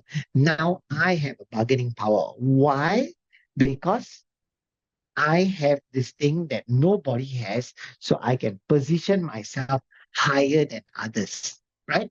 So that's how we do it. If you're in moving into the blue ocean, you can align your whole organization's activities with a strategic choice of differentiation and low cost. Okay, so why all low cost? Because you see, you get your costing here, it doesn't matter anymore because there's no other costing for me, right? Differentiation because you're totally different already. So it doesn't really matter where you're going. So to look at an example of this, okay, is like, have you guys heard of 3X Bank? Right. So recently it came up, it's got an application, right? There are no real branches in the bank, right? And so what happens is you can open up everything right onto your mobile phone. And because they have no branches, right? Their cost is low. They are just having the application alone. You can get a card from them, right? So that is just their area. So they have no real branch. But one of the problems that happen is because they got no branch, how are we supposed to withdraw money from this bank if I go and put my money in the bank? So they've got the cards that you can use to withdraw money. And the great thing about this card is if you go to any ATM, got no maps charge, your 1 ringgit charge, don't have. You can go any is just like last time during COVID, right? Because they know people cannot travel far from their home. All the banks waive the $1 fee, so you can take out money from whichever ATM is nearest to you. GX Bank, you can do that right now. So yeah, I'm not promoting the bank. I'm just saying that this is how they look at it. Wow. So then people say, "Oh, like that also very good." At one time, GX Bank came out with this promotion um, to help the bank raise 1 billion ringgit with their super high interest rates. I think it was going at 5%, and it's not like an FD. You just put in and then you get 5% per annum. If you take it out, you just take it out. You don't lose the interest. So they were killing other banks when it came down to the interest rates. So what happens is they were so out there. I got no cost. I'm small. I'm quick. So how do I get the customers? So they put differentiation. So what is the differentiation? There, you take like GX Bank, you can go to any ATM, you can take out your money.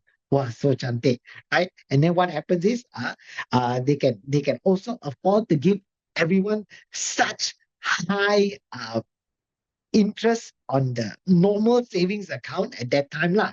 Why? Because the costing is down. But there is also a little bit of a challenge lah. If you have a GX Bank account, right, you must have another bank account to put money into their bank, because that is the only way you can do it. It's like virtual only. So that means when you have a bank account, then then only you can put money into the bank account. If I just open up a GX Bank account, there is no way for me to get money into the bank, because I cannot go to any cash deposit machine, or it's going to be a little bit of a problem for me. So now that is the differentiation. But can you imagine this, right?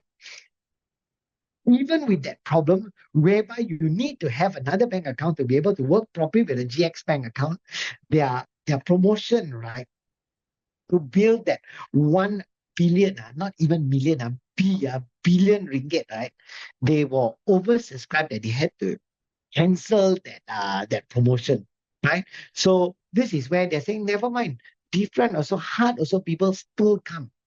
And now on their tails, right? That means, now people say, oh, GX Bank macam so terror kan. So now you've got, I think you've got Aeon Bank coming out soon. You've got, what is that? Beyond Bank, which is also from, right now it slips my mind. So you got another of the digital bank coming in also. I think that one belongs to Boost. Thank you very much. Yes, thank you. Thank you very much. Yeah, that one belongs to Boost. So now, like I said, like, as great as you are in the blue, you will eventually people will come there. But this is something. So in order for your organization to be able to reach your vision and your mission, thank you very much. In order for your vision and mission, or your organization to hit that, what you need to do is you need to look at the data from your SWOT analysis, understand which market you're in, pick the important things that will help you to get there, whether it's in red, whether it's in blue. You can't say one is better than the other. It's just that sometimes our industry is like that, right? And so when you want to pick which data from your SWOT to keep, you want to bear in mind these things, right? So you want to research and look at it and see which way, right? Now, another thing, or another, what can I say? I won't say as a tool. Another thing that you can look at as into what you call areas that I can look on how to pick areas for my organization to really focus on. You can look at what we call ERRC. Okay, so ERRC is also part of the red ocean, blue ocean concept, right? So what they say is, if you want to look at how to maintain your lead, how to make a better lead, right? So what you want to look at, you can look at, is there something, okay, in my industry, okay, that we are doing, that we are competing, that we are competing for a long time, that should be eliminated. That means maybe by fighting in this market space or this segment or whatever, not right, maybe it's something that we should eliminate, that is in our industry. Maybe. So this is how you help yourself when you look at whether you want to remove something or not. So is there something we should eliminate from there? Um, is there something that from from our SWOT that yeah, we really don't need to focus on this because it doesn't bring us that much benefit? Is there something right from our SWOT that if we did it, it's a factor that we should reduce below what we call by the industry standards? So what we mean by reducing it is maybe it's not so important anymore, maybe it's not a big deal for a lot of people, right? And then of course which are the factors that we have there that should be raised above the standards, or raised so that we can focus on it, that will help to bring us to the next level. And of course, what factors should be created that the industry has never offered before, right? So when we look at this, right, there's a lot of things that we can look at. If we just look at one simple way of looking at it, sometimes, right, certain fast food joints, what they do is they totally remove some items that are not selling, right? Why? Because it just doesn't bring us the advantage of keeping that item, the complexity, the certain machine that we needed. One of the classic examples is like uh, McDonald's and the shakes. The last time we used to have the very, very thick shake. So for them, they saw it as something not so important, so they totally eliminated it. But in that meantime, when they did that space, then they also have done other things. So organizations create different kinds of spaces for them. See, like there was this one restaurant last time in Bangsa. I think that was maybe about 20 years ago. So 20 years ago, the culture of eating Japanese food wasn't so mainstream. Everybody's thought process on raw chicken. Raw chicken, sorry, raw fish. Like very very hard one. So like very very hard to like very hard to use, right? Or it wasn't common. Although now Japanese is a little bit more mainstream, but even then that's a different thing altogether, lah, right? And so there was this one restaurant on the same row as McDonald's in Bangsa, betul-betul in Bangsa, same row as McDonald's, that they saw that challenge. So they created a different thing. So it used to serve not only Japanese food, but also dim sum. So this way, you can still gather a group of friends to come to that restaurant. So those who are okay with Japanese eat Japanese lah. Those who are a little bit not so adventurous can have dim sum. So that's what they created, something that the industry has never offered before. So they got to doing things like that, right? So again, when choosing your strategies, then what you want to look at is, okay, so which one of this is going to that we should eliminate, what should be raised, and if we are doing ERRC on an organization, which of these KRAs or which of these details from your SWOT analysis will help you to get to that. So these are just some of the things that we can use to actually help us to fine tune. Because when someone says, oh, you shouldn't do this, you shouldn't do that, I say, yeah, you shouldn't take all the data from your SWOT analysis. Yeah, then so how do I find out what is good for me? So you can use the ERRC model, right? That means if I want to create something, which one of these things will help me to get there. If I wanted to reduce something, which one of these things will help me to get there? Raise the standards of service or something like that, right? Which one will help me to get there? And what I want to eliminate, right? Which is not helping an organization get there. You can use the blue ocean, red ocean strategy to help you fine tune that list to see which is good. You can use the ERRC method also. Can I use both? Also can, no problem, because again, there is no right or wrong about this one, lah, right? And so once you go into that, then it just helps us to understand this one again, lah, right? So which is right from your vision and your mission, you do your SWOT, you pick the data that you want that is going to help me to get to our vision, which is what we need to excel in for to achieve the mission.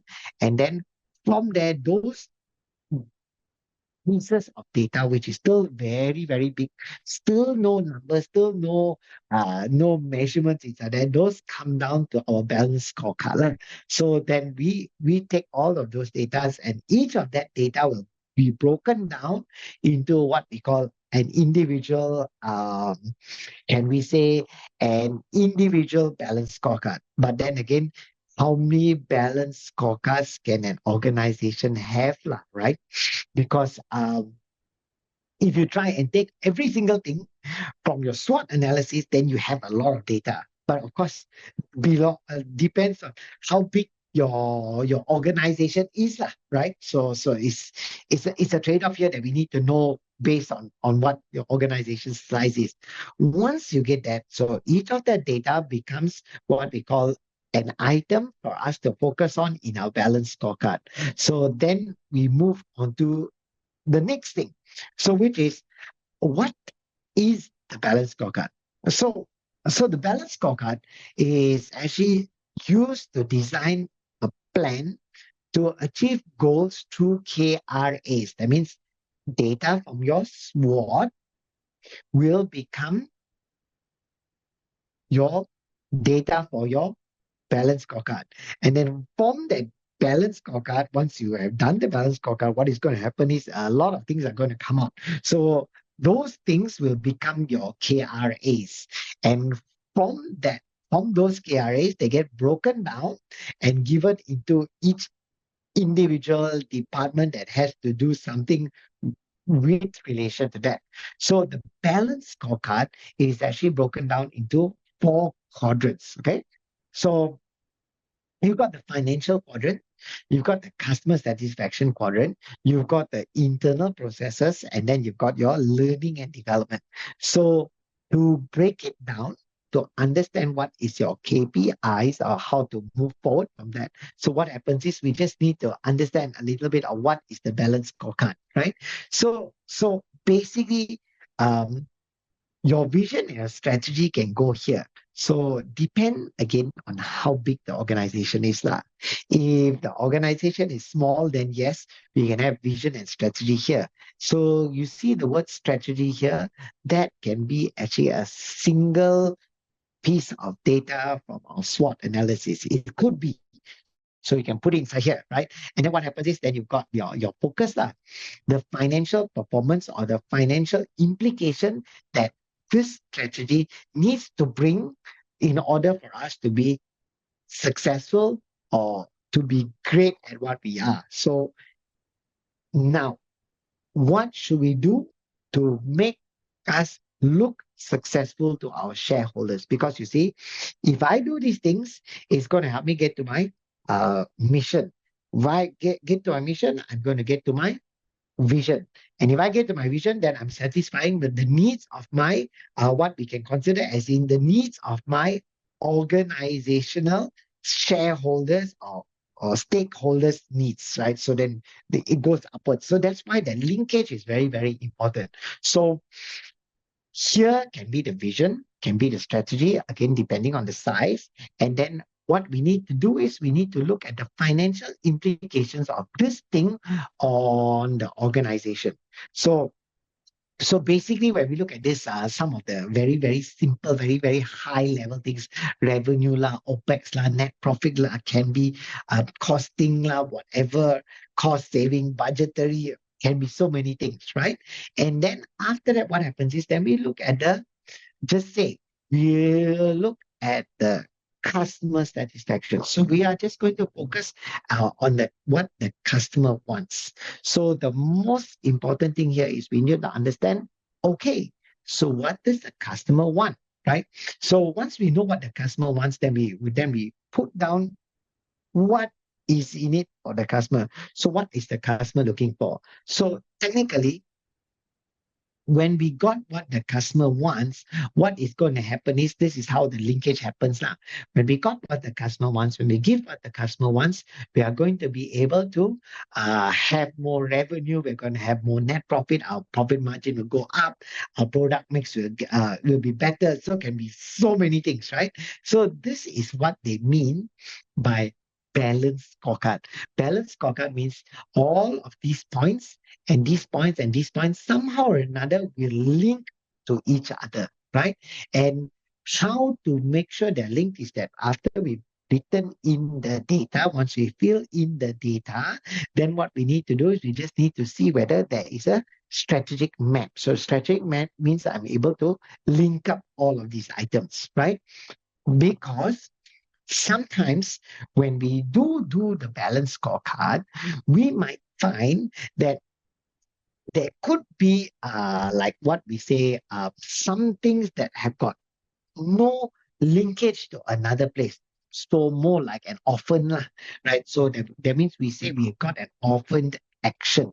So an orphan action or orphan initiative can be something that we may depends again on the situation, right? So can be something that we really don't need to focus on, because sometimes when we focus on the wrong thing, we end up wasting a lot of time in the wrong direction. Or sometimes it may be something that's very, very important. So because it's so important, just say lah, we have something in the customer area or the customer section that is not able to link to anywhere else. So then what we need to do is, then we need to put in the linkages here because it's important enough for us to understand that, this is important, but we only have it in this space. So how does the rest of the functions in the organization support those things? So that's what we mean by this. So like if you look at this on a very, very simple way of looking at level of returns, so lifetime value, customer satisfaction, right? So the big picture. So even at this stage, when you're doing the balance scorecard, right, still got no measure, still got no number, right? It's really on the high level because that's what it is, right? Because like I was mentioning earlier, from where the strategy is planned, right? So from the big picture, right, it's just very high level. It gets from the C level or the stakeholders, they send it down to the GM or the C level of the organization. Then the C level of the organization will do the SWOT, and then they decide we need to do this because this will take us there. And then they will do the balance scorecard. And then once they do the balance scorecard, all of the keys on the balance scorecard, that means if you look at it, every single item here, okay, every single line here will be something that they are going to put into another list, and all of the items on this list that belong to a certain department, right, will be something that they give to the HOD. So they tell the HOD, just say, which one belongs to the finance department, which one belongs to the customer service department, which one belongs to, say, human resources, which one belongs to, say, operations, depends on the organizational structure. So they will take all of those keys that are relevant to the department, and then they will go and give that list. Hello, Mr. HOD, these are your deliverables. Okay, so please come out with the initiative. So from there, all of these things will become individual initiatives that the HOD will write them out and then pass down to the next level in their organization and say, okay, so for this initiative, what I want you to do is to come up with KPIs for your team members. Then that's the cascading process, right? So again, something super important to remember, that we cannot take this data from the SWOT analysis and from the balance scorecard and give it to HR to drive, because HR is a facilitator and they have to implement things, but they cannot do it because they are not the experts in that industry, or in that department or that area. So we need to be very, very clear that the responsibility in the end from what you would consider as the keys of the balance scorecard and the SWOT analysis will be transferred down to the HOD, and the HOD comes up with initiatives, and those initiatives are given down from the HOD to his team members, depending again on the size of the organization, and they are the ones who come out with the KPIs. Then maybe those KPIs will get sent back to HR to just look and make sure that things are in order and is correctly written, and that's how it is, right? So now from here, right? So when we look at internal knowledge and innovation, so that means that sometimes you will see that this term can be changed into different things. Some will say that the betul-betul according to the studies of a balanced scorecard from Dr. Kaplan and Dr. Norton, means they will say this is called internal process. But there are some changes nowadays, so people have kind of made it the way that they want to go. So from learning and development and internal processes, so it can be many things. Can it be on this side? Can it be on this side? Also, normally there's no real must be left, must be right kind of thing. As long as the terminologies bring about the same thing, we are good to go, right? So from here, right, then once we talk about, okay, what kind of learning and growth do my people need to know? So employee retention, a level of new product ideas, employee satisfaction, because this is within the organization, right? And then of course internally, the how efficient the business is. So that means what could happen is, right, from the SWOT analysis, you get this on financial performance of the business, customer satisfaction, internal knowledge and innovation, and efficiency of the business. Then it goes down, okay? And then we break it down into further initiatives or further KRAs. Then it goes back to the relevant department. So all the data from here is going to be categorized into certain departments, and then those data or that keys, which is now your CSF, your critical success factors, or your KRAs, right, gets sent to the HODs, and then it continues downwards down the line. So this is just an example of a balanced scorecard. And what needs to happen, something which is very important, is these things need to be linked to be able to go one round. That means, right, if my customer is satisfied, I will get more revenue and get more net profit. And how do I get more revenue and more net profit? That means I need to make sure that our costing is kept under control. We do not have too much inventory, or our inventory is fast moving. And of course, we to keep our revenue and our profit margins correct, we don't incur what we call our SLAs, service level agreements, for delayed delivery or something. Our machines cannot have the downtime.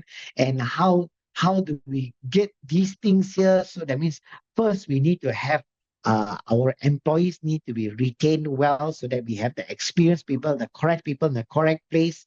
We need to make sure that employees are well paid so that they will do their jobs properly, or we get the correct skill set for a correct job. Not like we want to pay less, and then because we pay less or we pay cheaper, then we cannot get the same quality kind of thing. So you see, this way, what is going to happen is it's all going to be linked. That's how we look at it. So if it's linked, that means then we have the process of what we call as the balance scorecard. That means it's in balance. Imbalance and not imbalance, imbalance, right? So because you see, a lot of organizations they make this mistake whereby, right, so what happens is, right, they they just imagine we are in an industry that is doing logistics. Okay, so financially, just say for ease of calculation, if I can deliver 100 boxes a day, I make 100 ringgit, just say lah. So financially, that's my quantity lah. And then what happens is somebody will think in the organization, how do we increase this? So we say, okay lah, we must complete 150 boxes per day. Okay lah. So financially, if I can do 150 boxes, I will get 150 ringgit, and then that means my revenue will go up lah. Oh, sounds good. So would my customer want that?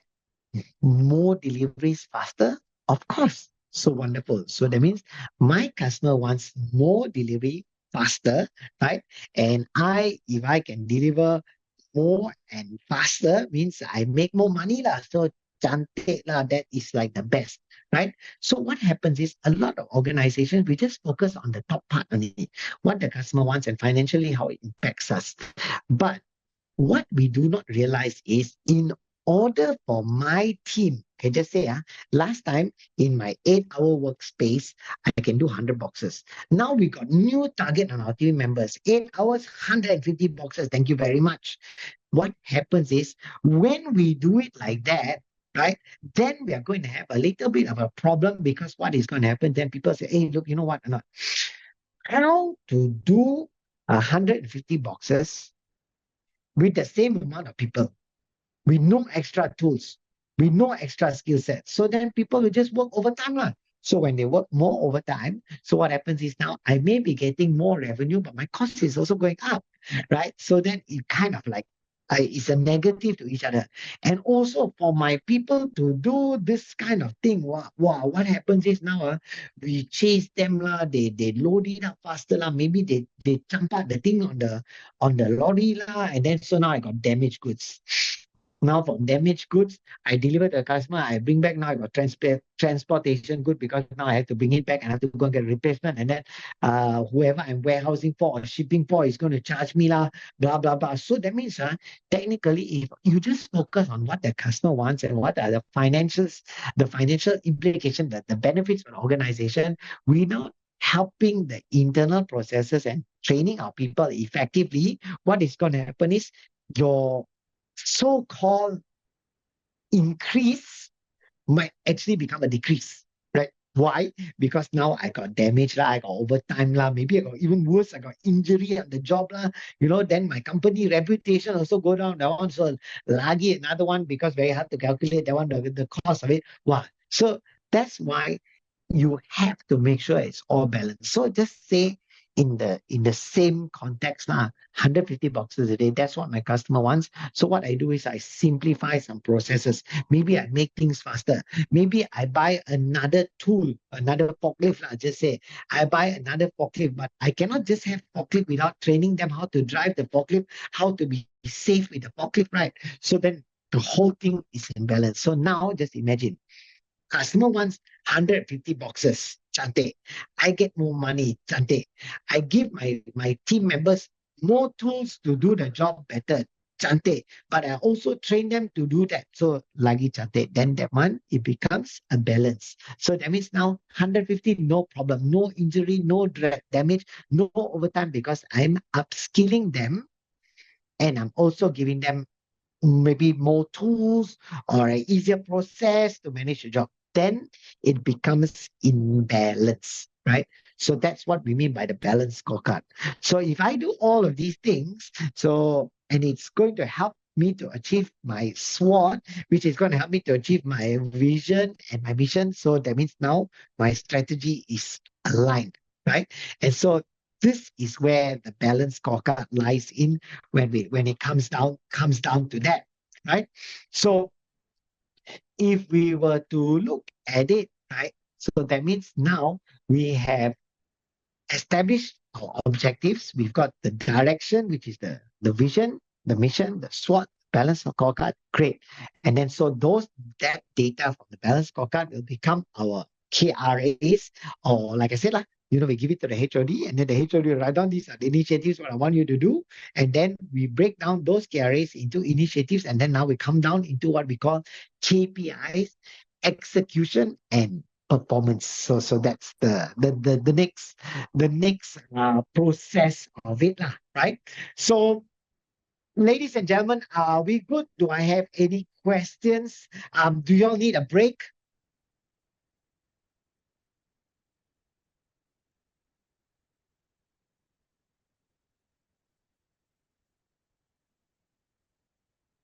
Yes.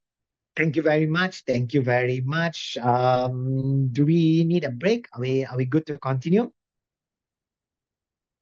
Call a break. All right. Yes. Thank you very much. I understand that you were here from the start also. So noted. Let's give ourselves. We'll take a 10-minute break, just easier for everyone, right? Okay. So depending how far you go, so we'll come back in 10 minutes time. Thank you very much. So I'll see you on a bit, right? Thank you. Mhm. Good evening, everyone. Welcome back in between evening, afternoon, right?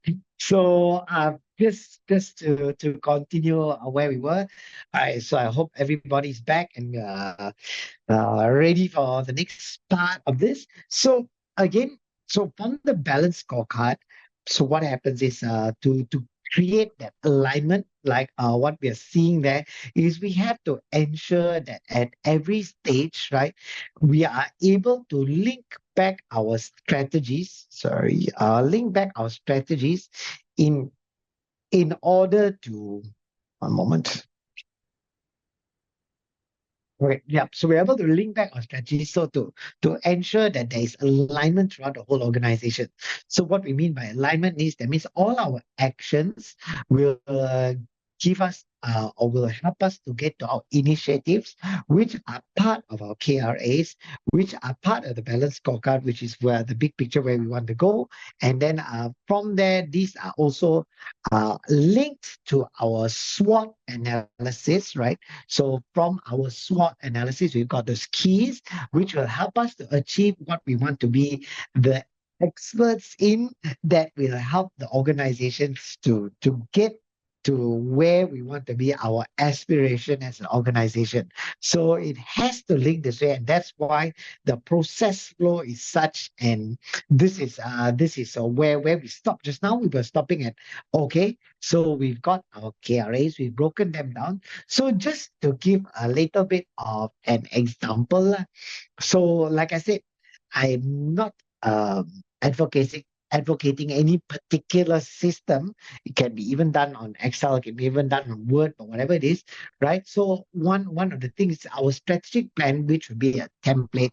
So again, this strategic plan will be the financial perspective. So the angle for us to look at it is sell what our customer needs in order to make money for the organization. But making money for the organization can be so many things, lah. Sales, revenue, collection, profit margin, right?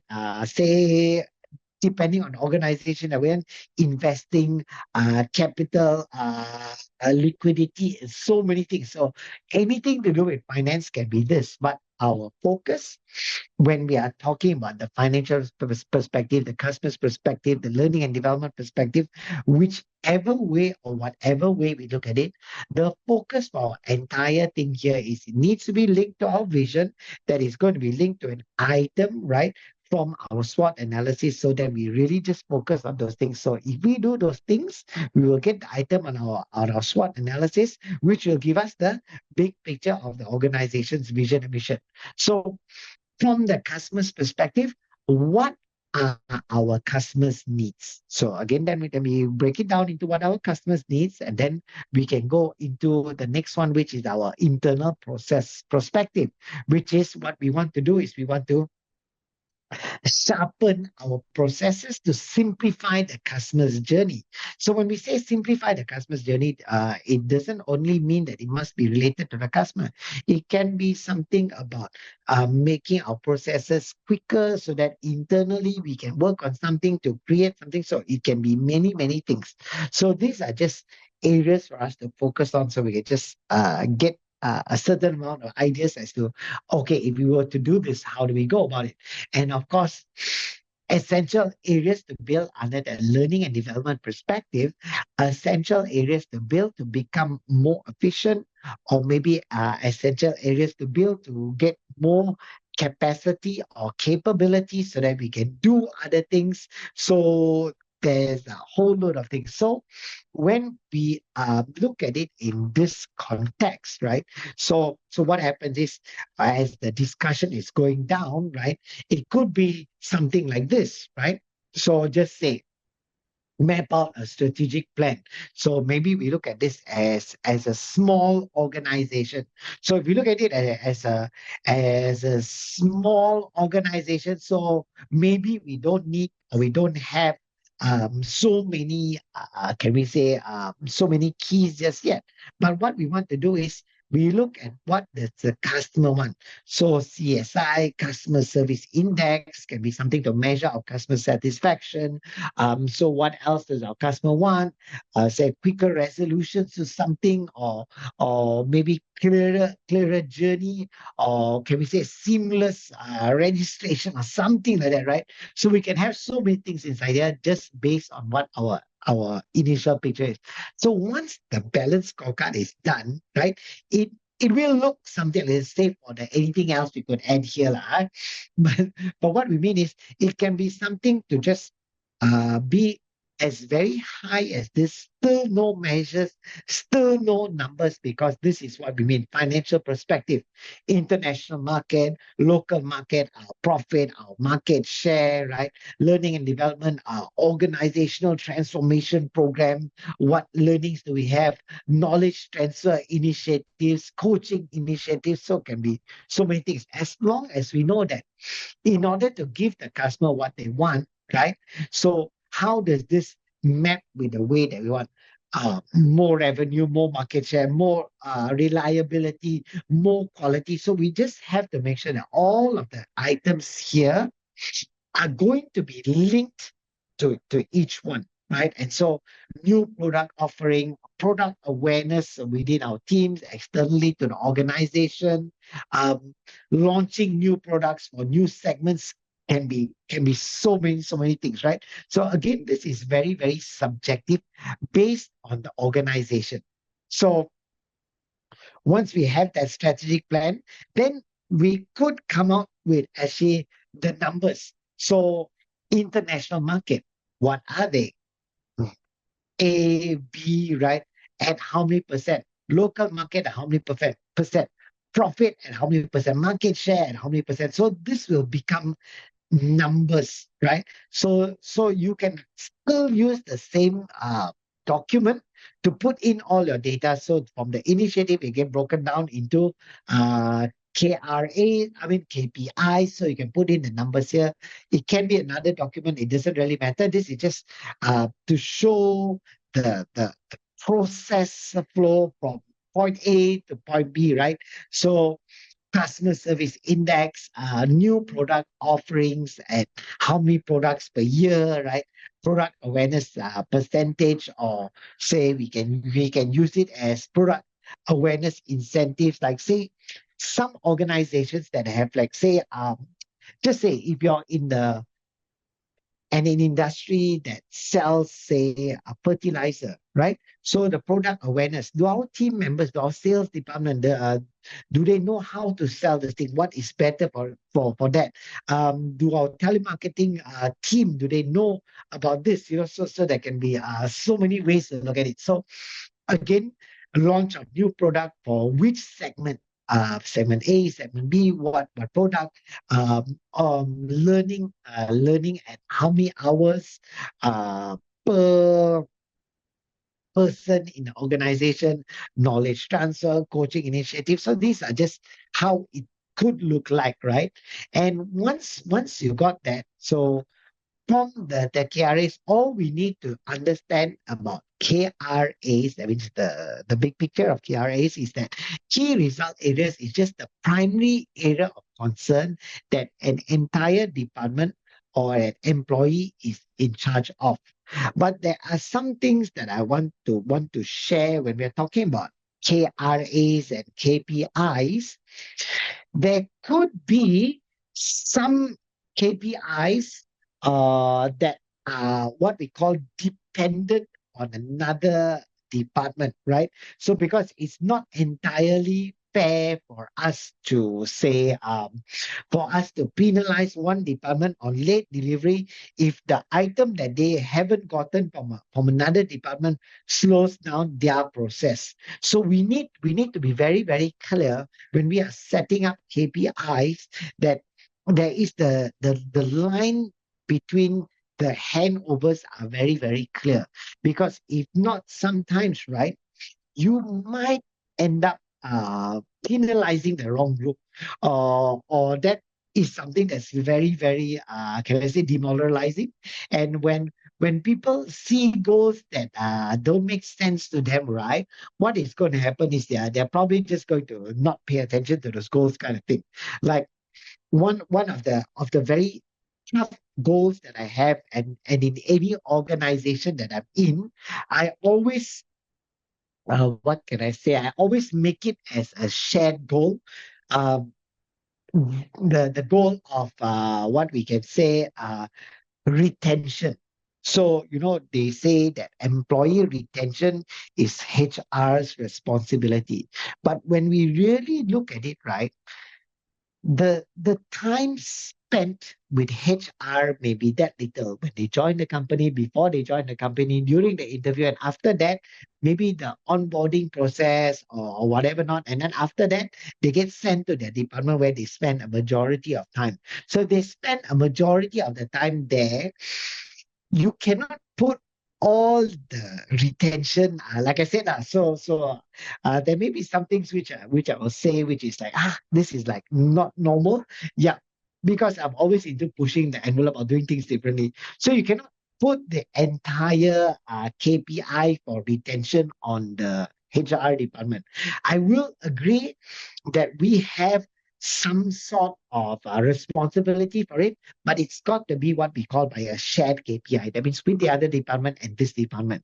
So just something to note when you are looking at creating KPIs, there may be some dependencies between other departments, and you want to ensure that that dependency is carried across the organization. So you might also want to say that maybe there can be a same KPI that's carried across two departments, but at a what can we say, at a different weightage, right? So just something to share about, like, say, like, you know delivery, on time delivery.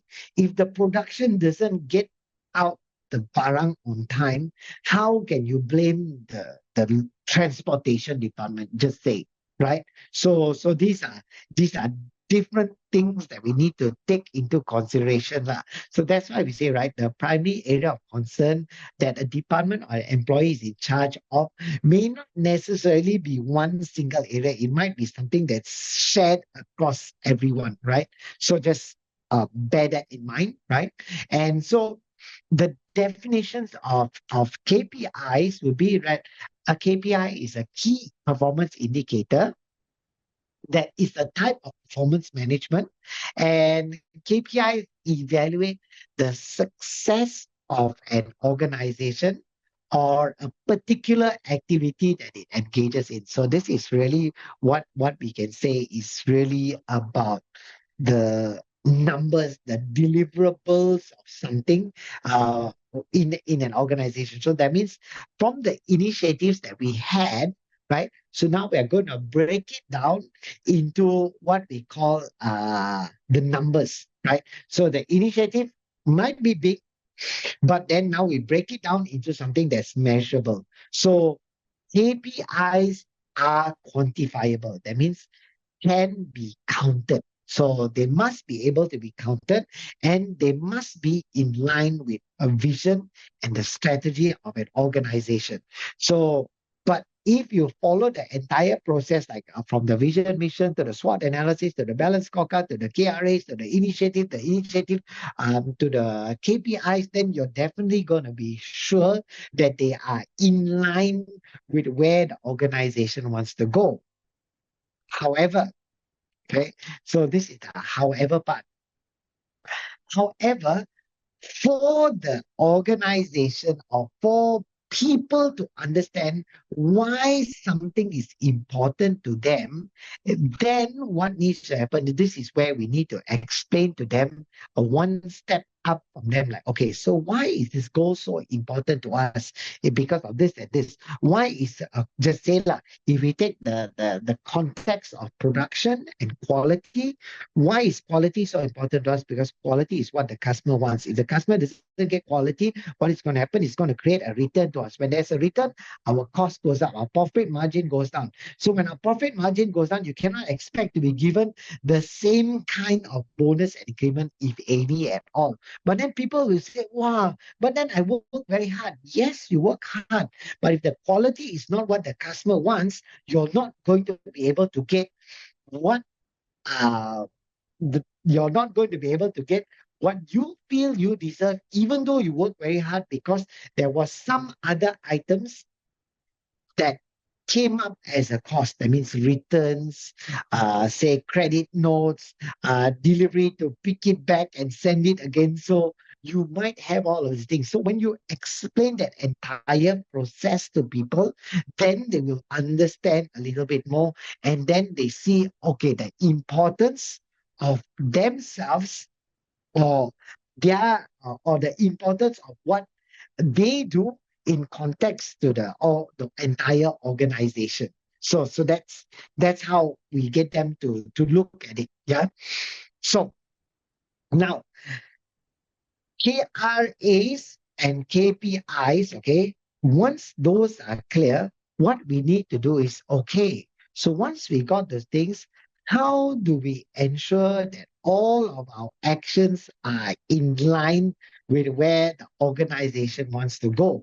So this is where I'm pretty sure a lot of us have heard about the SMART goals, right? So goals need to be smart, right? What we mean by goals need to be smart means they need to be written in the context of SMART, SMART. So goals need to be specific, goals need to be measurable, goals need to be attainable, relevant, and time bound. However, smart goal setting has been here for some time already, and there are some fundamental changes to it. So what are those changes? Is I'm going to share those changes with you, but this is also something which what I say is very important in an organization, is that we need to ensure that every single team member in our organization is able to write their own goals, right? So that's why I say that cascading is very important, because when people write their own goals, what is going to happen is that they will be more inclined to understanding the goals better, instead of the goal being written and given to them because they don't understand the process. Why is this important? How do we follow it? And which way do we go for it? So this is the important part. So as a leader, if we teach people in our teams how to write the goals, what is going to happen is we're going to create accountability. Right. So accountability is a very big word, but accountability means, say, right, you write your own goals that's going to affect this what can we say, this initiative, right? And once we do that, then we get people to actually be more aware of things that they need to do. Because why is that awareness important? Because it helps us to sustain the implementation of actually any strategic management plan. Like I said, people are great, plans are great. Sometimes it's the lack of clarity in between. And when I say that what is the lack of clarity, is just that sometimes people just don't understand or just cannot see what is the important thing for them. So it's just like that. So like why is it so important? Because sometimes, right, people just don't understand that a KPI is an action. I mean, team members don't understand that. I mean, when you're within the organization, you ask people, why is why do you have a KPI? Oh, so they just say, oh, the KPI is something I need to do because this is how they want to pay me bonus. Normally, you get an answer like that. But what we need to help people um, to change the way they look at things is to say, hey, look, you know what? Okay, KPIs, okay, are actually actions that you take towards as achieving a KRA. But a KRA is the big thing that the organization needs to do in order for us to be profitable, in order for us to make money, in order for us to grow as an organization, in order for us to be relevant as an organization. So we need to link them to the bigger picture. Then they are able to see, just like the concept of that what's that, the 5 cent at the toll plaza, right? How they fit into the picture of the organization, right? And so now,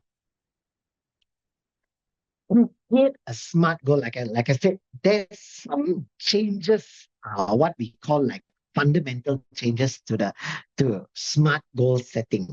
So why do I say that fundamental changes? Because again, smart goals have been here for a very very long time, and now it's just being fine tuned a little bit. Okay, so let me just give you a very simple example of a smart goal, right?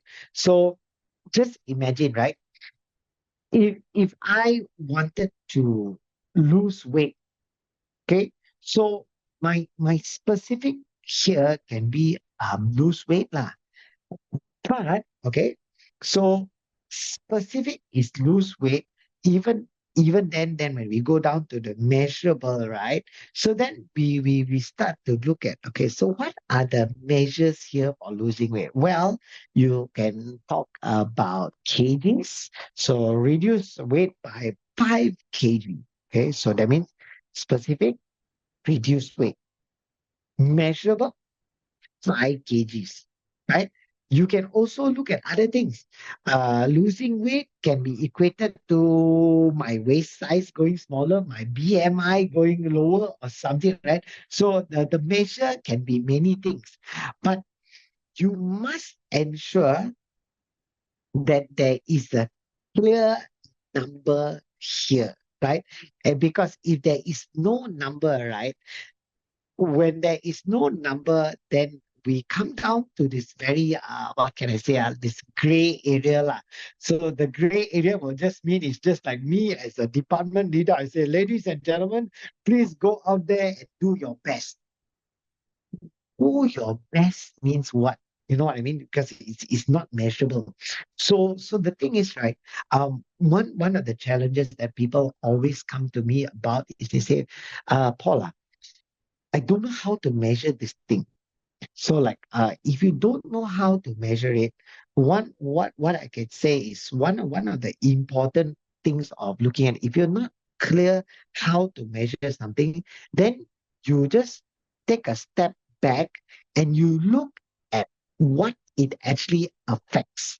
What I mean by what it affects is how this thing affects something in an organization. So let me give you a different thought of it. Like, just say, if I don't know how to affect leaders, I mean, I don't how to measure leadership. So if I don't know how to measure leadership, I want to take a step back and look at what does good leadership do. So good leadership could affect things such as, let's say, our retention, the quality of work that comes out, the efficiency of our organization, how well our department is working. So can be so many things. Backlog, so can be so many different things. So all you have to do is, if you cannot measure it directly, because really, honestly, right, to say how to measure effective communication, are you? How to measure effective communication is like macam like very susah lah, right?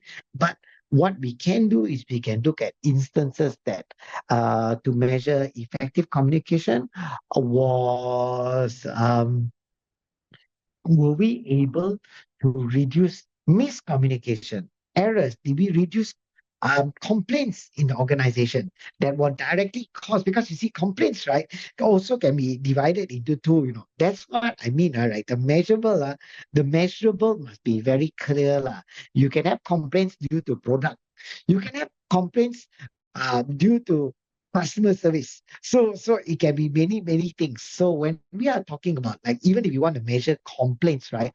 If you're going to put a reduced complaints, specifically reduce complaints based on product, just say efficacy. That means how effective the product is. Then you're very specific. So this is the thing that what we need to do is we need to make sure that the goals are very clear. And therefore, this is why I recommend that people who are affected by the goals should write the goals, because technically they are the real experts for the thing. They will know that, okay, lah, not all complaints is my fault. Can you imagine? Efficacy is one complaint. What about if I have a delivery? Okay, so my delivery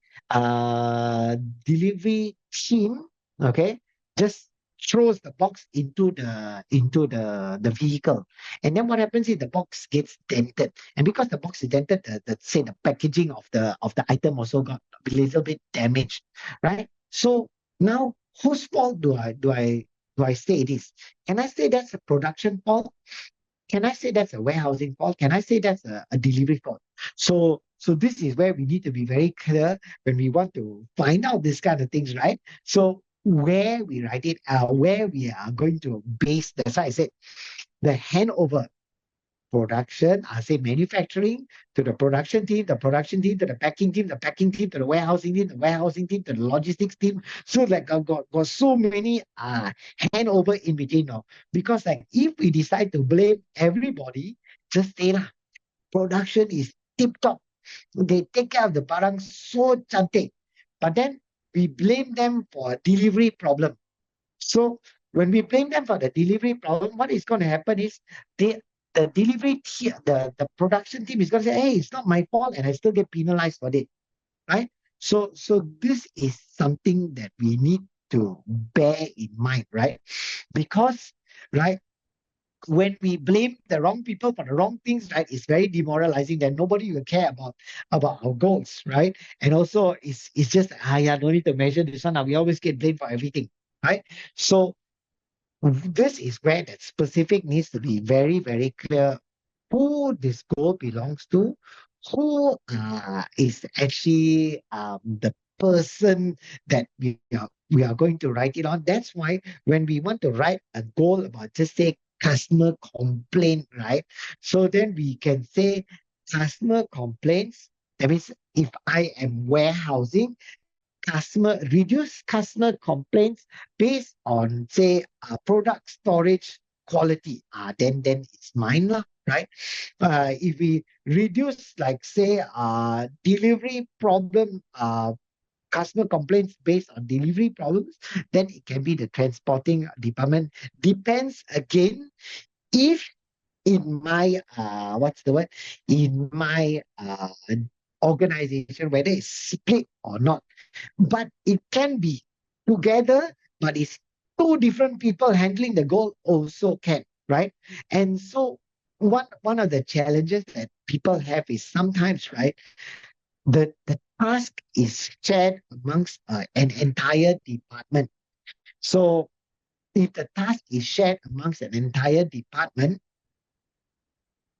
can it be that maybe there's one person, just say lah, that person's name is person A, is a very lazy person and constantly making mistakes. But then, person B, wow, always tip top, always doing the best job.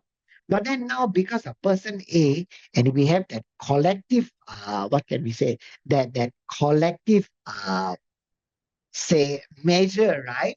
So then, because of person A, person B, or the rest of the team, so B, C, D, E, also who make maybe one or two mistakes, but not so thorough one, will also get penalized, right?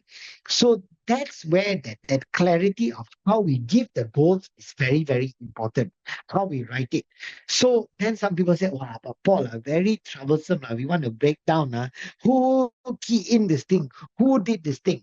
Well, if you don't do that, okay, let's just put it like that, lah. Okay. So if you don't do that, you risk the problem of giving a KPI that affects the entire department, that is going to demoralize some people, and this will create what we call by disengagement, right? So when we talk about disengagement, right, then what happens is, you may come down to this part where people may feel like, never mind.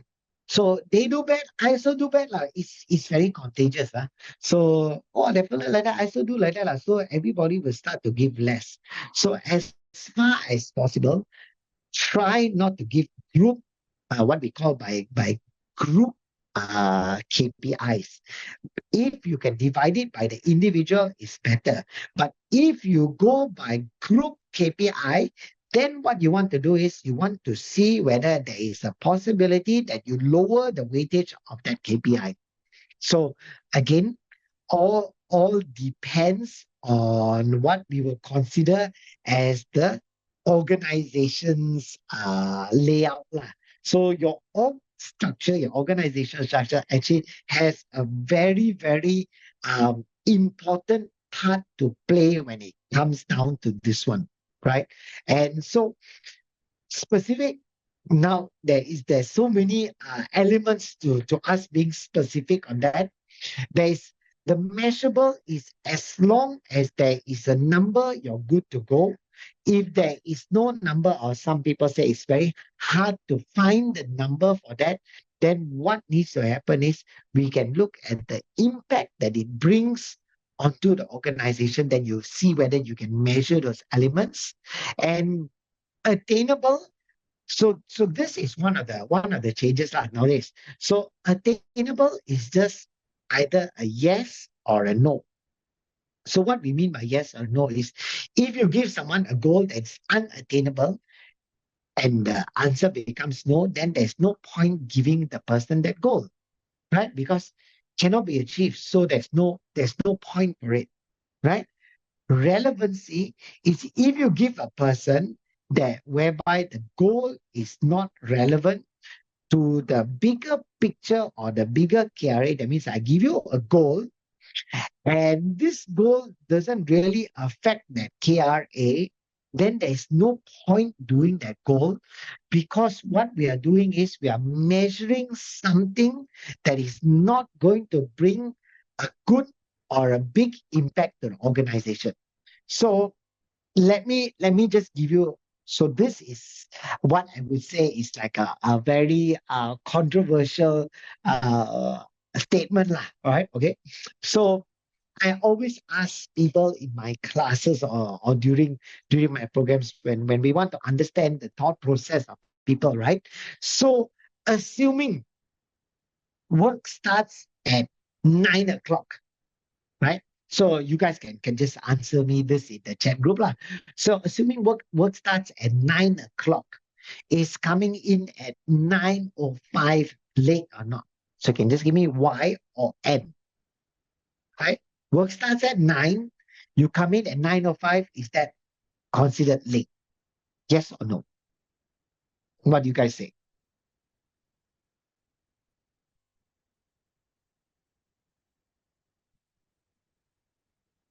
I got two yes late. Thank you very much. Everybody else? How about you guys? 9:05? Is it late? Is it early? So thank you very much for the two responses. Appreciate it. Right.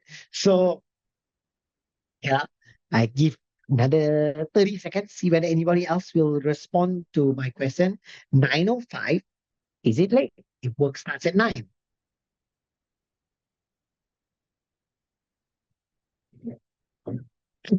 Ah, ah. I like Hafiz. Thank you very much. I like a response somewhat late. All right.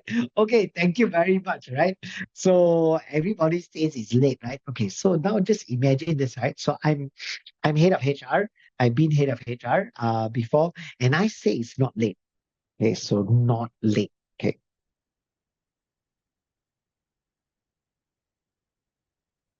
Right. So again, right, this one again depends on the context of the organization, right? So let me just give you some background to this, right? So if we are in an office environment, right? So if you have had the pleasure of knowing or working in a bank before, right? So the banks they're so super busy, right? That sometimes you at 5:30 you walk past the bank branch and then it's still open. Sometimes you walk past 6:30 or so the bank. I mean it's not open, but there's still people inside doing work, lah, right? Why? Because it's they are still catching up with their work, right? So my context of this is not in the context of working in a bank, but my context of this is you see, as long as your job is not critical to being there at 9 sharp sharp. Say for example, say we work in a restaurant. Restaurant supposed to open at 9. So we're talking about pintu buka at 9, doors open at 9. Obviously 9:05 is not acceptable because 9:05 there might be people out there lah, right? So not acceptable at all lah. If we work in the production line, that means production line, 9:05, we, I mean, 9 o'clock, we're supposed to start production line, right? And then what happened is at 9:05, we still don't have all of our team members there. Well, then, memang then we cannot continue the production line lah. So that one is late lah, considered. So those are very critical. My favorite example lah, because I'm very close to aviation industry. The pilot can definitely not be late. The flight attendants can definitely not be late because we need to depart on time, right? So memang memang that kind of job cannot lah. Now let's talk about say people in the office whereby the job is not critical to them being in at 9. Then it is not late. Because what we also need to think is sometimes are those people where the work is not so critical to being on time, like say advertising agency, they may have their deadlines, big picture and deliverable deadline, but they don't need to be in the office at 9 because maybe they work late at night, right? So that one is not considered as late, right? So this is what I mean by that relevancy is very subjective one, because sometimes, right, late is not so late. Some jobs, the time is mission critical, so can guarantee not be late. We also need to take into consideration that if we chase people to come in on time, how come we don't chase people to go home on time, right? So of course the thought process can be that yeah, because those people inefficient, when they're inefficient, then that's why they cannot finish their work on time lah. thank you thank you very much for that. Malaysian culture not punctual lah. It's true. I mean, like, uh, to a certain extent, uh we are not matured in a lot of things where we work. So I've had the pleasure of working overseas for many years. I was based in Hong Kong for about 8 years, and so yeah, the culture is very different. So yes, so we cannot give too much leeway. But what I'm just trying to point out here is that this is where what we need to understand, that there has to be some leeway sometimes, or on arranging these goals and what we write about them, because you see, some organizations, they measure attendance as part of their KPI, but it may not be necessary to measure attendance as part of the KPI. Of course, when I'm talking like, say, you work in a call center, then guarantee need to be on time lah, production lah, pilot lah, flight attendant lah. Okay, okay, those kind of things we granted lah, supposed to be on time lah. But for some organizations, they don't look at the implication of the thing. Is it like the most important thing for me to measure time? Maybe not, because there are other more important things based on certain industries that might be more important for them to measure, right? So this is the thought process, and that's where that relevancy comes in, because like this is also why some organizations have, each individual person has way too many KPI, because want to put in measure for every single thing, but every single thing may not necessarily be the everything that's important lah, but we still measure. We take time, we collect the data, but then it doesn't bring me that kind of impact, right? So this is something that we need to pay attention to, because I also know like some industries, like I used to work in pharmaceutical, right? And so what happens is, right, one of the KPI for the, just say, the regulatory manager, okay, just say one of the KPI is to ensure that all the weighing scale is calibrated. That's the KPI. Okay. So everybody, if you're in that industry, you can understand, of course, the weighing scale must be calibrated, because just say lah, every single order I give 10 gram extra, right? Then every 10 orders, I'm giving 100 grams away. So of course, if 100 grams costs, just say lah, 10 ringgit lah, that means wow, that means every 10 orders I'm giving 10 ringgit away lah, just say. So it's important. But my question here is, or what I want you all to open your minds and look at, right? Relevancy of in the big picture. Of course, all weighing scales are supposed to be calibrated, but we calibrate it only once a year. So if we calibrate it once a year, is it important for me to measure that? Because, as just say lah, as a regulatory manager, one of my JD in my JD is to ensure that all machines are functioning as per effective status, and are can we say calibrated regularly and on schedule. So sometimes when we look at those goals, when the many KPIs, we may be measuring things that is considered part of the employee, say, the employee um, contract, or the JD of the thing. So we may not need to measure everything. So I just want y'all to think about that, because like sometimes I see like a lot of places, right? They put in some measures, and I feel that those measures need not be there, like calibration lah, making sure that the license is renewed on time lah. I mean, of course, a business without license is something wrong lah. But just say, if I was giving that goal to my admin manager, that is part of your job to ensure that the organization has a valid license. It's only done once a year. How am I supposed to measure the person that they are doing better. Cannot be done better, ma, because the license done once a year doesn't mean I register renew the license 2 times a year means I'm wow, very good lah. No difference, macam wrong, right? So you see, so things, right? When we measure the wrong thing, right, it doesn't bring any benefit to the organization. So this is the part where we need to look carefully at the relevancy. So is that goal relevant to the organization's big picture to get us there? And I'm not saying that, oh, because of that, no need to measure the small things. I'm saying, yeah, no need to measure the small things. But do the small things need to get done? Yes, they do, because that is considered as part of the day-to-day job. See, like something very simple, lah.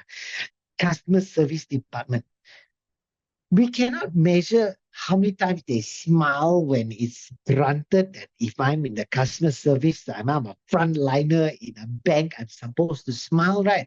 But why don't they measure? Oh, Paul smiled 7 times only today after 8 hours. Why don't we measure that? Because it's granted, right? So if we can draw that distinction when it comes to smiling and being polite and things like that, then how come we cannot draw that distinction when it comes to keeping the license renewed and keeping the equipment calibrated when that is part of the job?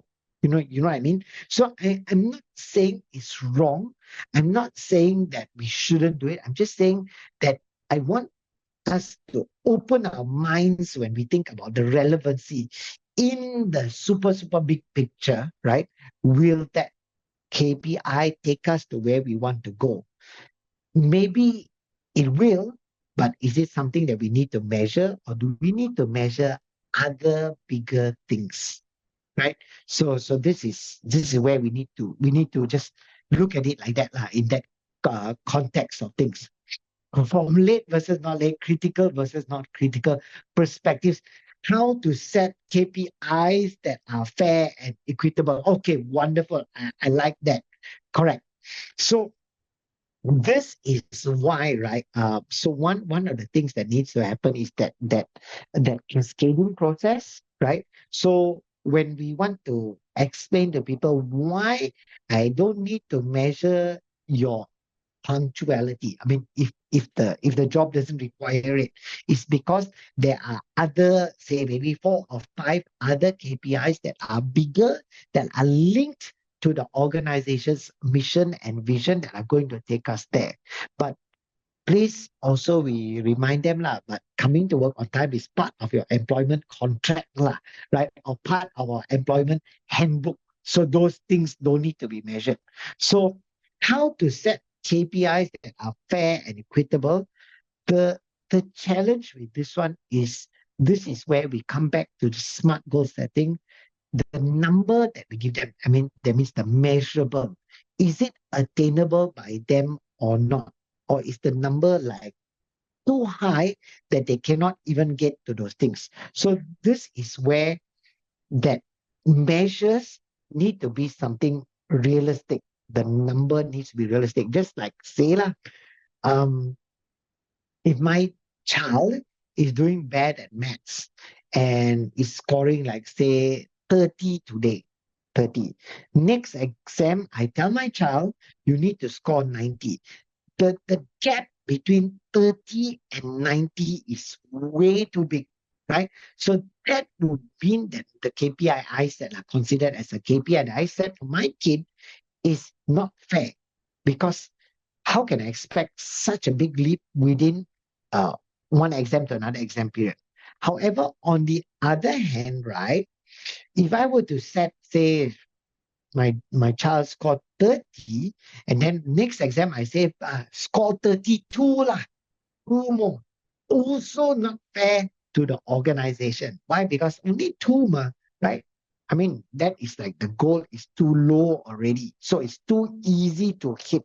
So how to set KPIs that are fair and equitable? This is the tricky part, which has to come down to that negotiation period between me and the employee, and hopefully I got benchmark lah. So what I mean by benchmark is I know my child scored 30. So a good number to get up from there maybe 20% extra from there. I mean, just taking a number out the top of my head. So 20% on top of 30 will be 20% of 30 is six more. Correct. Yeah.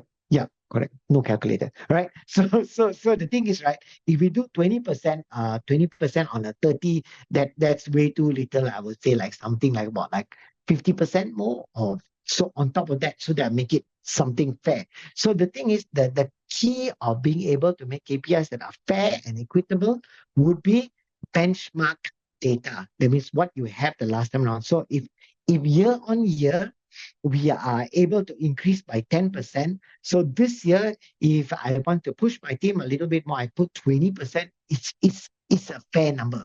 But if this year I put like 100% increment, then that's not a fair number. So to make to ensure that our team members see what is equitable, right? So what we need to do is we need to be able to share with them that, okay, this is our benchmark. This is our data. This is where we're going to go. This is why we want the plus X percentage. So that makes it easy for them to see. So that's why I said to get that alignment along the whole way is always about communicating and sharing with them what's the benchmark, where we need to go, and why we need to get this. And then it makes it easier for them to understand. So thank you very much for that. Right. And of course, the change that has come about nowadays, smart goals, you just need to answer two things in the A and the R. One is yes, and the other, the relevant, is also yes. So it should be yes, yes.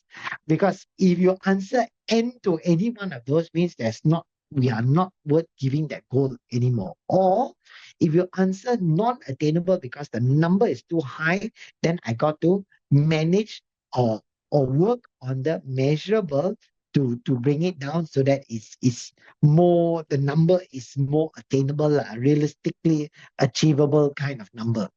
And another, what we can say as another fundamental change in smart goal setting is that the time bound. Okay, I won't say that this is a fundamental change, but one of the things that needs to happen is in smart goal setting, the timeline, okay, as in what we mean by the timeline needs to be something that is broken down into segments. That means not like just 1 year you achieve 10%. It has to be broken down into milestones. That means first quarter X percent, second quarter X percent, third quarter X percent. Why do we do that?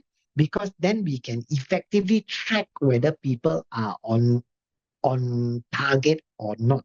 And if they're not on target, then we can have those conversations to help them to grow where they want to go. Because goal setting or strategic management, okay, is not only about setting the goals. That I use the balance scorecard lah, SWOT analysis lah, all that helps us to come out with the base. The next part is from that base, we need to continue to help people achieve those goals. So that's when the next part comes in, as in what we consider as how to sustain all of this, how to make it better. So smart goals nowadays, okay, so just to share with you all the fundamental changes that have happened is smart goals nowadays are written exactly like this. No more written in the paragraph form already.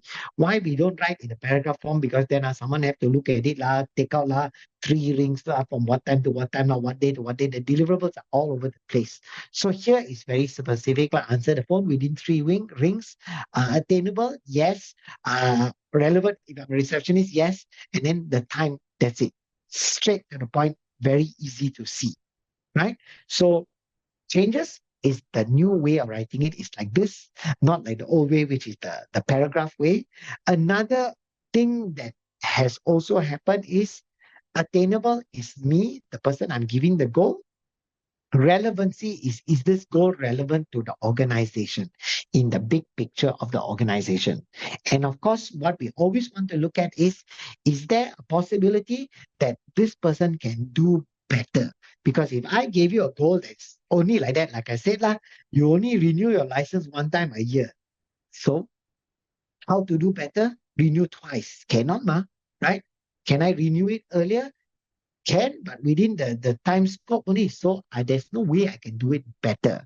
However, if it's like comes down to the context of say registering a product in the pharmaceutical environment with the KKM or something, that means can I measure the amount of times I redo the thing before it gets approved? Then can. Oh, so then can be better lah. So that means if I put in my documentation correctly the first time round and I get one time pass with one submission, then I can I can measure that as great because maybe last time when I register the pharmaceutical, say the medication, I have to go back 3 times. So that's wasting time.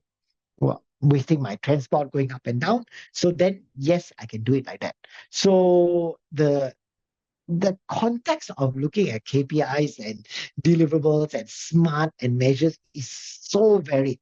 And that's why we really need to see whether we are measuring the correct things or not, or are we like some organizations that I've seen before, measuring every single thing that moves.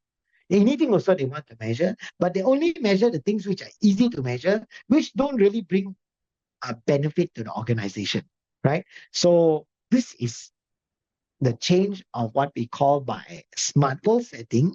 And what we need to do is from there, once we give people goals, we need to look at competency framework.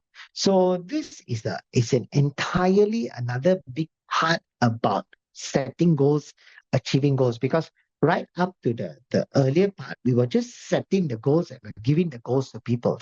But now what we need to do is we need to build people's competencies to be able to achieve those goals. Like just say if I am in a technical industry and my technicians need to be certified in a certain say a method or a tool or a software or something. So am I building them up in those directions to help them achieve those goals, or am I just relying on whatever we have, or relying on the one person who might be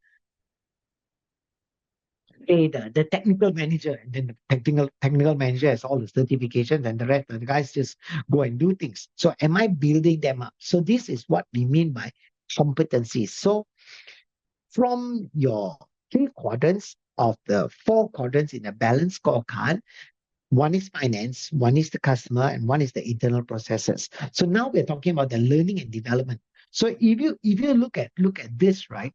So competencies to work on to achieve our KRAs, which will be linked to our initiatives and our KPIs, is that the 4 areas that we need to look on developing people's competencies to achieve the goals is one is the thinking competency. The next one is the communication, working with each other competency. The next one is people management, how they work within the organization. And the next one is strategic execution. That means, do we develop our people in these areas to think more effectively, to communicate better externally, internally, to work better through people, and of course, to strategize to achieve the larger goals of the organization?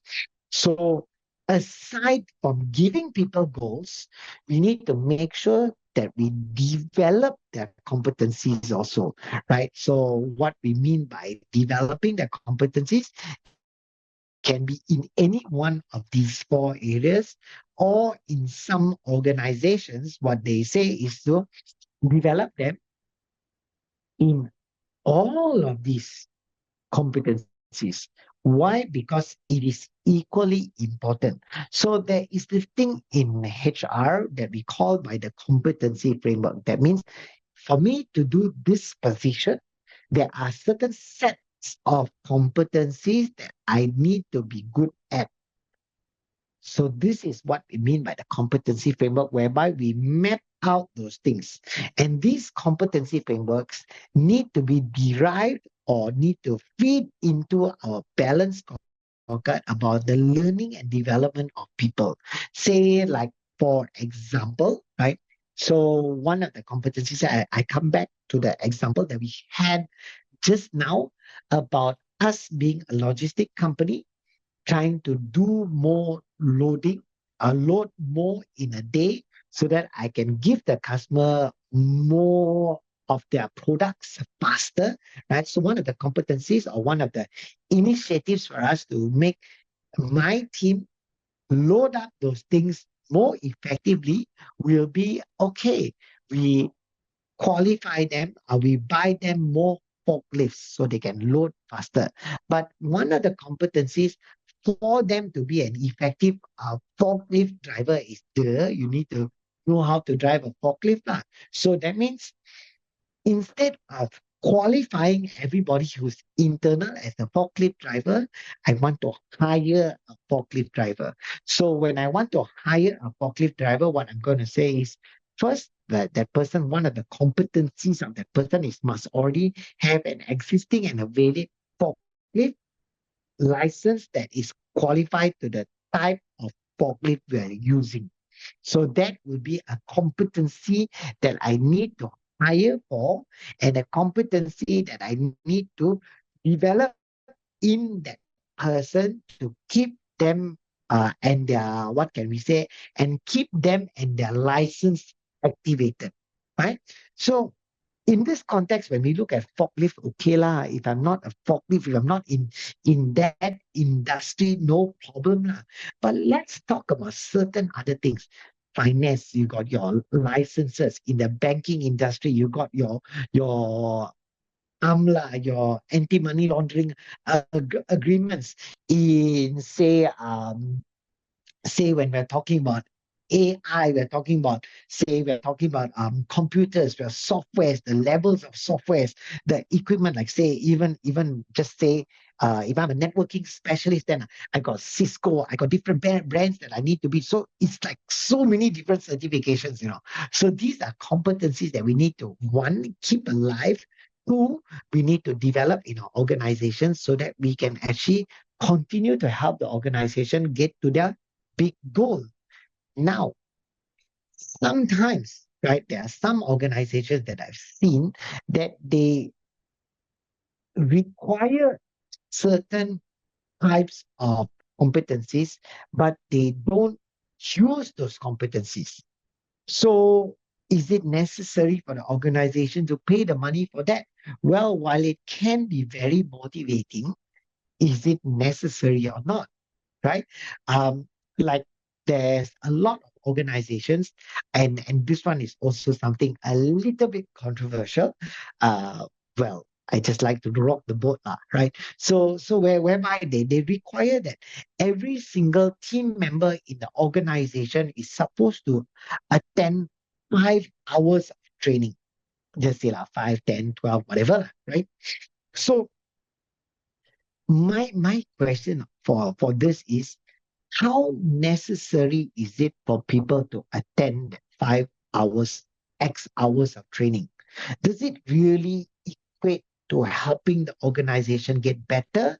Or is that some requirement from some ISO or something like that? So I'm not saying it's wrong. I'm not saying it's right. I'm just saying always look very, very deeply into what y'all are doing, whether it's going to take us to the vision and mission of the organization or not. It's just something I want to take because you see, maybe it's important, but maybe there are other more important things, you know. So you just want y'all to think about things like that. So competencies and the competency framework, the areas that we need to develop people or the areas that we need to ensure are maintained within a certain skill set or level or job scope. Then we talk about sustaining the implementation because you see, if we just go about creating nice goals, like I said, wonderful plans, but the people are not clear, then there's that mess in the middle that's going to not let people clap. if we look at it like that, right? So that means that that wonderful plan and the wonderful people will never be able to meet, right? So to sustain that implementation, what we need to do is we need to move away. And I know this is also something which is very out there, lah, right? We need to move away from the focus of performance management, okay, or strategic planning or strategic management as just focusing on money and rewards. We need to change the way we look so that we understand that it's not about money and rewards. It's more about being efficient and cost conscious. Because when we are efficient and cost conscious, the money and the rewards will naturally come in. So that's the way we want to look. Change our mindset to how we look at strategic planning, how we look at performance. Because you see, when what a great performance management system does is that first, it aligns everybody. And when everybody is aligned, employees know their impact on the organization, meaning they know why I do something, not I do something because my boss says so, or because if I don't get this, I will get penalized for this. When employees know their impact, why I need to do this. So then it helps them to know exactly what they are supposed to do. And when they know exactly what they're supposed to do, it helps them to focus on the right places that matter. Meaning, I'm focused on the right things because I know what to do, and then I will create an impact on organizations. So technically, right, this entire document or this entire colored words that you can see will actually work up and work down. So when we are focused on being efficient and cost conscious, it's because employees know what is their impact on the organization. And when they know their impact, they know what they're supposed to do. And when they know what they're supposed to do, then they're able to focus on the right places that matter. Because when I focus on the right places that matter, what is going to happen is I'm going to help the organization achieve its vision and its mission, right? And when the organization achieves its mission and its vision, then the money and rewards are going to come. So that's how we look. But if we just look at money and rewards, yeah, I do this so that I can get paid, so my KPI will be the best. I don't see the big picture because the moment we help our team members focus on the right places that matter, what we need to do to sustain the implementation, I mean, sustain this strategic plan to make sure that everything works properly, we need to help give them a path for mastery. That means the focus, the areas that they need to do under the competency framework, we help them to get even better than what they are at so that they can do that job that they're focused on even better to bring more efficiency and more cost consciousness by giving them mastery in that area and showing them a clear career path development. When people can see that big picture, and it's not just I must do this because it's like that or because my boss says so, when they can see the big picture and how they fit into the big picture, they will see the longer term, which is what they are supposed to be developing themselves so that they can become a master to focus on what to do and create impact on the organization. And the only way we can help people to get to mastery and career development is through an ongoing process. That means we cannot just review people once a year. We should increase our review to minimum half a year. And if our goals are written correctly with that milestone, then during the half year, I can say, hey, Paul, you're doing great in this. However, this part, not so great.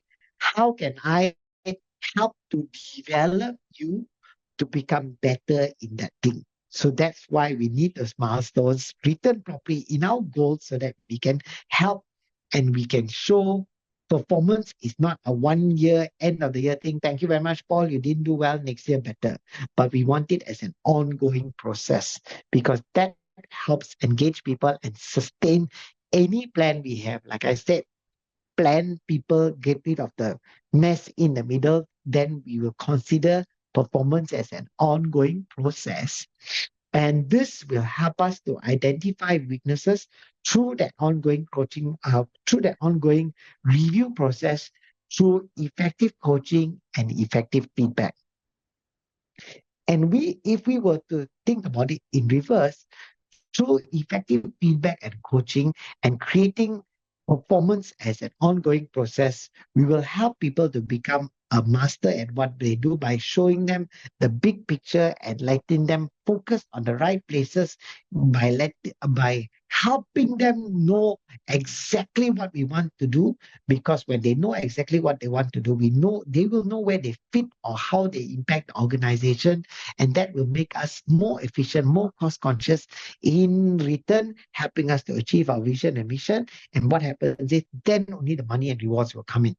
So it's about looking at things in a different way. And if we were just to put it in another simpler manner, right?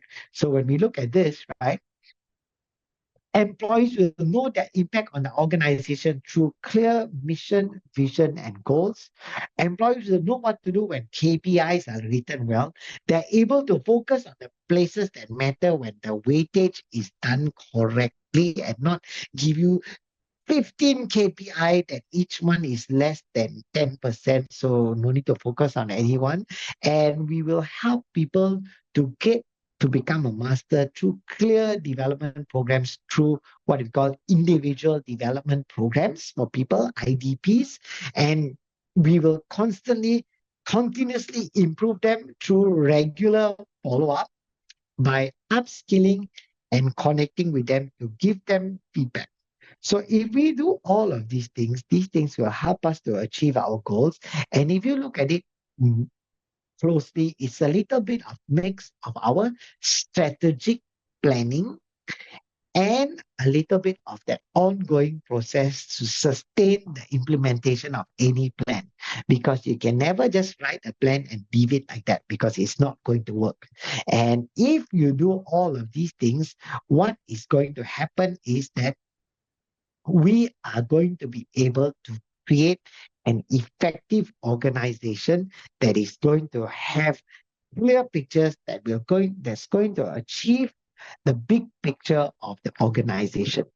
And with that, what I want to do is I just want just before I end, right? So I just want to share with you all some challenges that I have seen, right? And when it comes down to setting goals, right? But which is things like this, right? KPIs with 1% weightage, right? Uh, the goals are not ambitious. The KPIs are bad because it's not linked to anything. KPIs are too easy, like I said just now. If my child scored 30 at maths, then I just say, never mind, next exam you just score 32. It's too easy to achieve, right? Sometimes the goals are too ambitious, whereby they are so high that might as well no need to do lah, right? And so it's like just telling everybody, yes, one of the KPIs for me or my team is to score 10 A's in the exam. 10 A's, but the maximum amount of A's only 8, then how? Right? So it's too high. Sometimes the goals are just too hard, meaning we don't use benchmark and we just pluck a number from the sky, which makes it very, very impossible and very, very demoralizing. They don't understand KPIs. So sometimes they don't understand the KPIs of each other. Most of the time happens when we have a branch or we have HQ or we have a sub between different regions. So when they don't understand each other's KPIs, so this becomes a problem, right? Sometimes one of the biggest problems I've seen in KPI setting is cut and paste from last year. Maybe they say, yeah, but we changed the number. Yes. But always remember this, in the nature of business, it's never going to be the same all the time. So if you use KPIs for me last year, it's fine. Maybe for three out of the five goals is using last year's KPI is okay. But two need to be something to bring us to a different area or help us to focus on something else. Right. So again, I'm not saying it's wrong to do so. I'm just saying just go back and look whether if you continuously carry forward those KPIs, are they going to get the organization to the big picture of where we want to go? Right? Is it the correct thing? So these are just some of the challenges or some of the pains I've seen. And what I do tell people all the time is that what needs to happen is we just need to always look at it as continuous improvement. So, when we talk about strategic planning or strategic management, it's always about continuous improvement. You plan, then you do, and then you check back on the plan, and then you might have to revise it, and then you act on it, and it's a continuous circle. And that's basically the entire process. I know it's a lot of information squashed into like the last 4 hours. But yeah, this is the process because what we need to do is as long as we are clear with the big picture, as in what to do when and what is the process flow, then we are going to get alignment through an organization to achieve the goals that we want to achieve. The only thing is that do we do this and do we share this information to cascade the information accordingly, right? And with that, ladies and gentlemen, it is now 4:50 and I'm done with my material and I'm opening the floor to any questions that you may have before we call it an end at 5 o'clock. So are there any questions? Anything you'd like to know? Any extra information you need? Or anything else that I can help you all with? Whoa, wow. So very good, but a very good question. What makes a person an effective strategist? I would say that an effective strategist will always look at more than one point of data. That means do not only collect when you want to strategize to make things happen, right? Don't only look at what you know, look at different data points, get different information, use different tools. So a great strategist will be someone who has that wide thought process, but since we can't define whether we are wide enough, so what I say is use different strategic planning tools to help you in your journey. So that's one of the ways that you can look at as being a good effective strategist. Use different tools, look at different angles, and always seek to continuously improve yourself in concepts of strategy. Just like in KPI, that's one method. If KPIs don't work for your organization, you can also look at what we call by OKRs, objectives and key results. Two different methods to achieve goals, but a different style for everything. So the wider we know, the more varied tools that we use means we can look at different things. So again, just a very simple one. For example, if I don't use SWOT, what other things can I use? So there's another method called PEST, PEST, or you can use PESTLE, PESTLE. It's same kind of concept, but a different kind of tool to do the same thing. So use the tools, use as many tools, research the tools, learn about the tools. That's how we get better at what we do. And if you want to be a good strategist, is to be able to always remember that we always have our limitations, which is I only know what I know. So when you understand that, then you start to look elsewhere and continuously learn. Great question. I hope I got it for you. Thank you. Any other questions, ladies and gentlemen. Thank you very much. Just before we go, I'm going to Okay. I'm going to put my email address inside the chat room.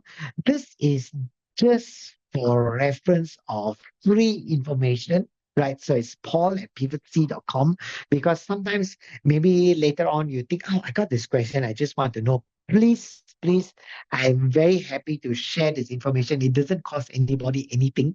So if it's just some information, I'm more than happy to share information that I have on my experiences just to help anyone. So please feel free to drop me an email.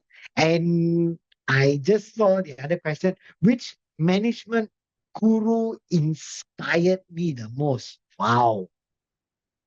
I want to say one specific management guru also is hard, but something that it has always been very, very close to me. I would say it's Stephen Covey from the Seven Habits. Right, it's something that I live by every day. That has helped me to really always look at human interactions as something bigger than just me. And so I would say, yeah, it's Stephen Covey, Seven Habits. In fact, just yesterday I was at the Seven Habits program, and there it was every time I do that, it's something that really, really motivates me, right? So yeah. Um, Also, remember just now I just said there was more than one, right? So another very important guru for me was I would say is Simon Sinek. So he writes some really good books, and the why. So that's also something good because it helped me to understand that when I work with people, I need to give them the big picture, and they need to know why because otherwise they get stuck. So those two very very powerful for me. So in reality, employers always evaluate staff performance based on revenue generated per staff or cost per staff. Is this approach sustainable? So, so in reality, employers always evaluate staff performance based on revenue generated per staff or cost per staff. Oh, I would say no, because no problem, Hafiz. I would say it's not sustainable because sometimes, right? We what happens when the whole world went into crisis, like say during COVID. Now we have other crises like the price of gas. So that means the cost per person is actually going to be a little bit varied. So I would say that that approach is one approach. I won't say it's wrong, but I will say it's not a sustainable thing because we need to put in using that as one of the measures is perfectly fine, but not as the only measure. So we want to look at the to get a holistic picture.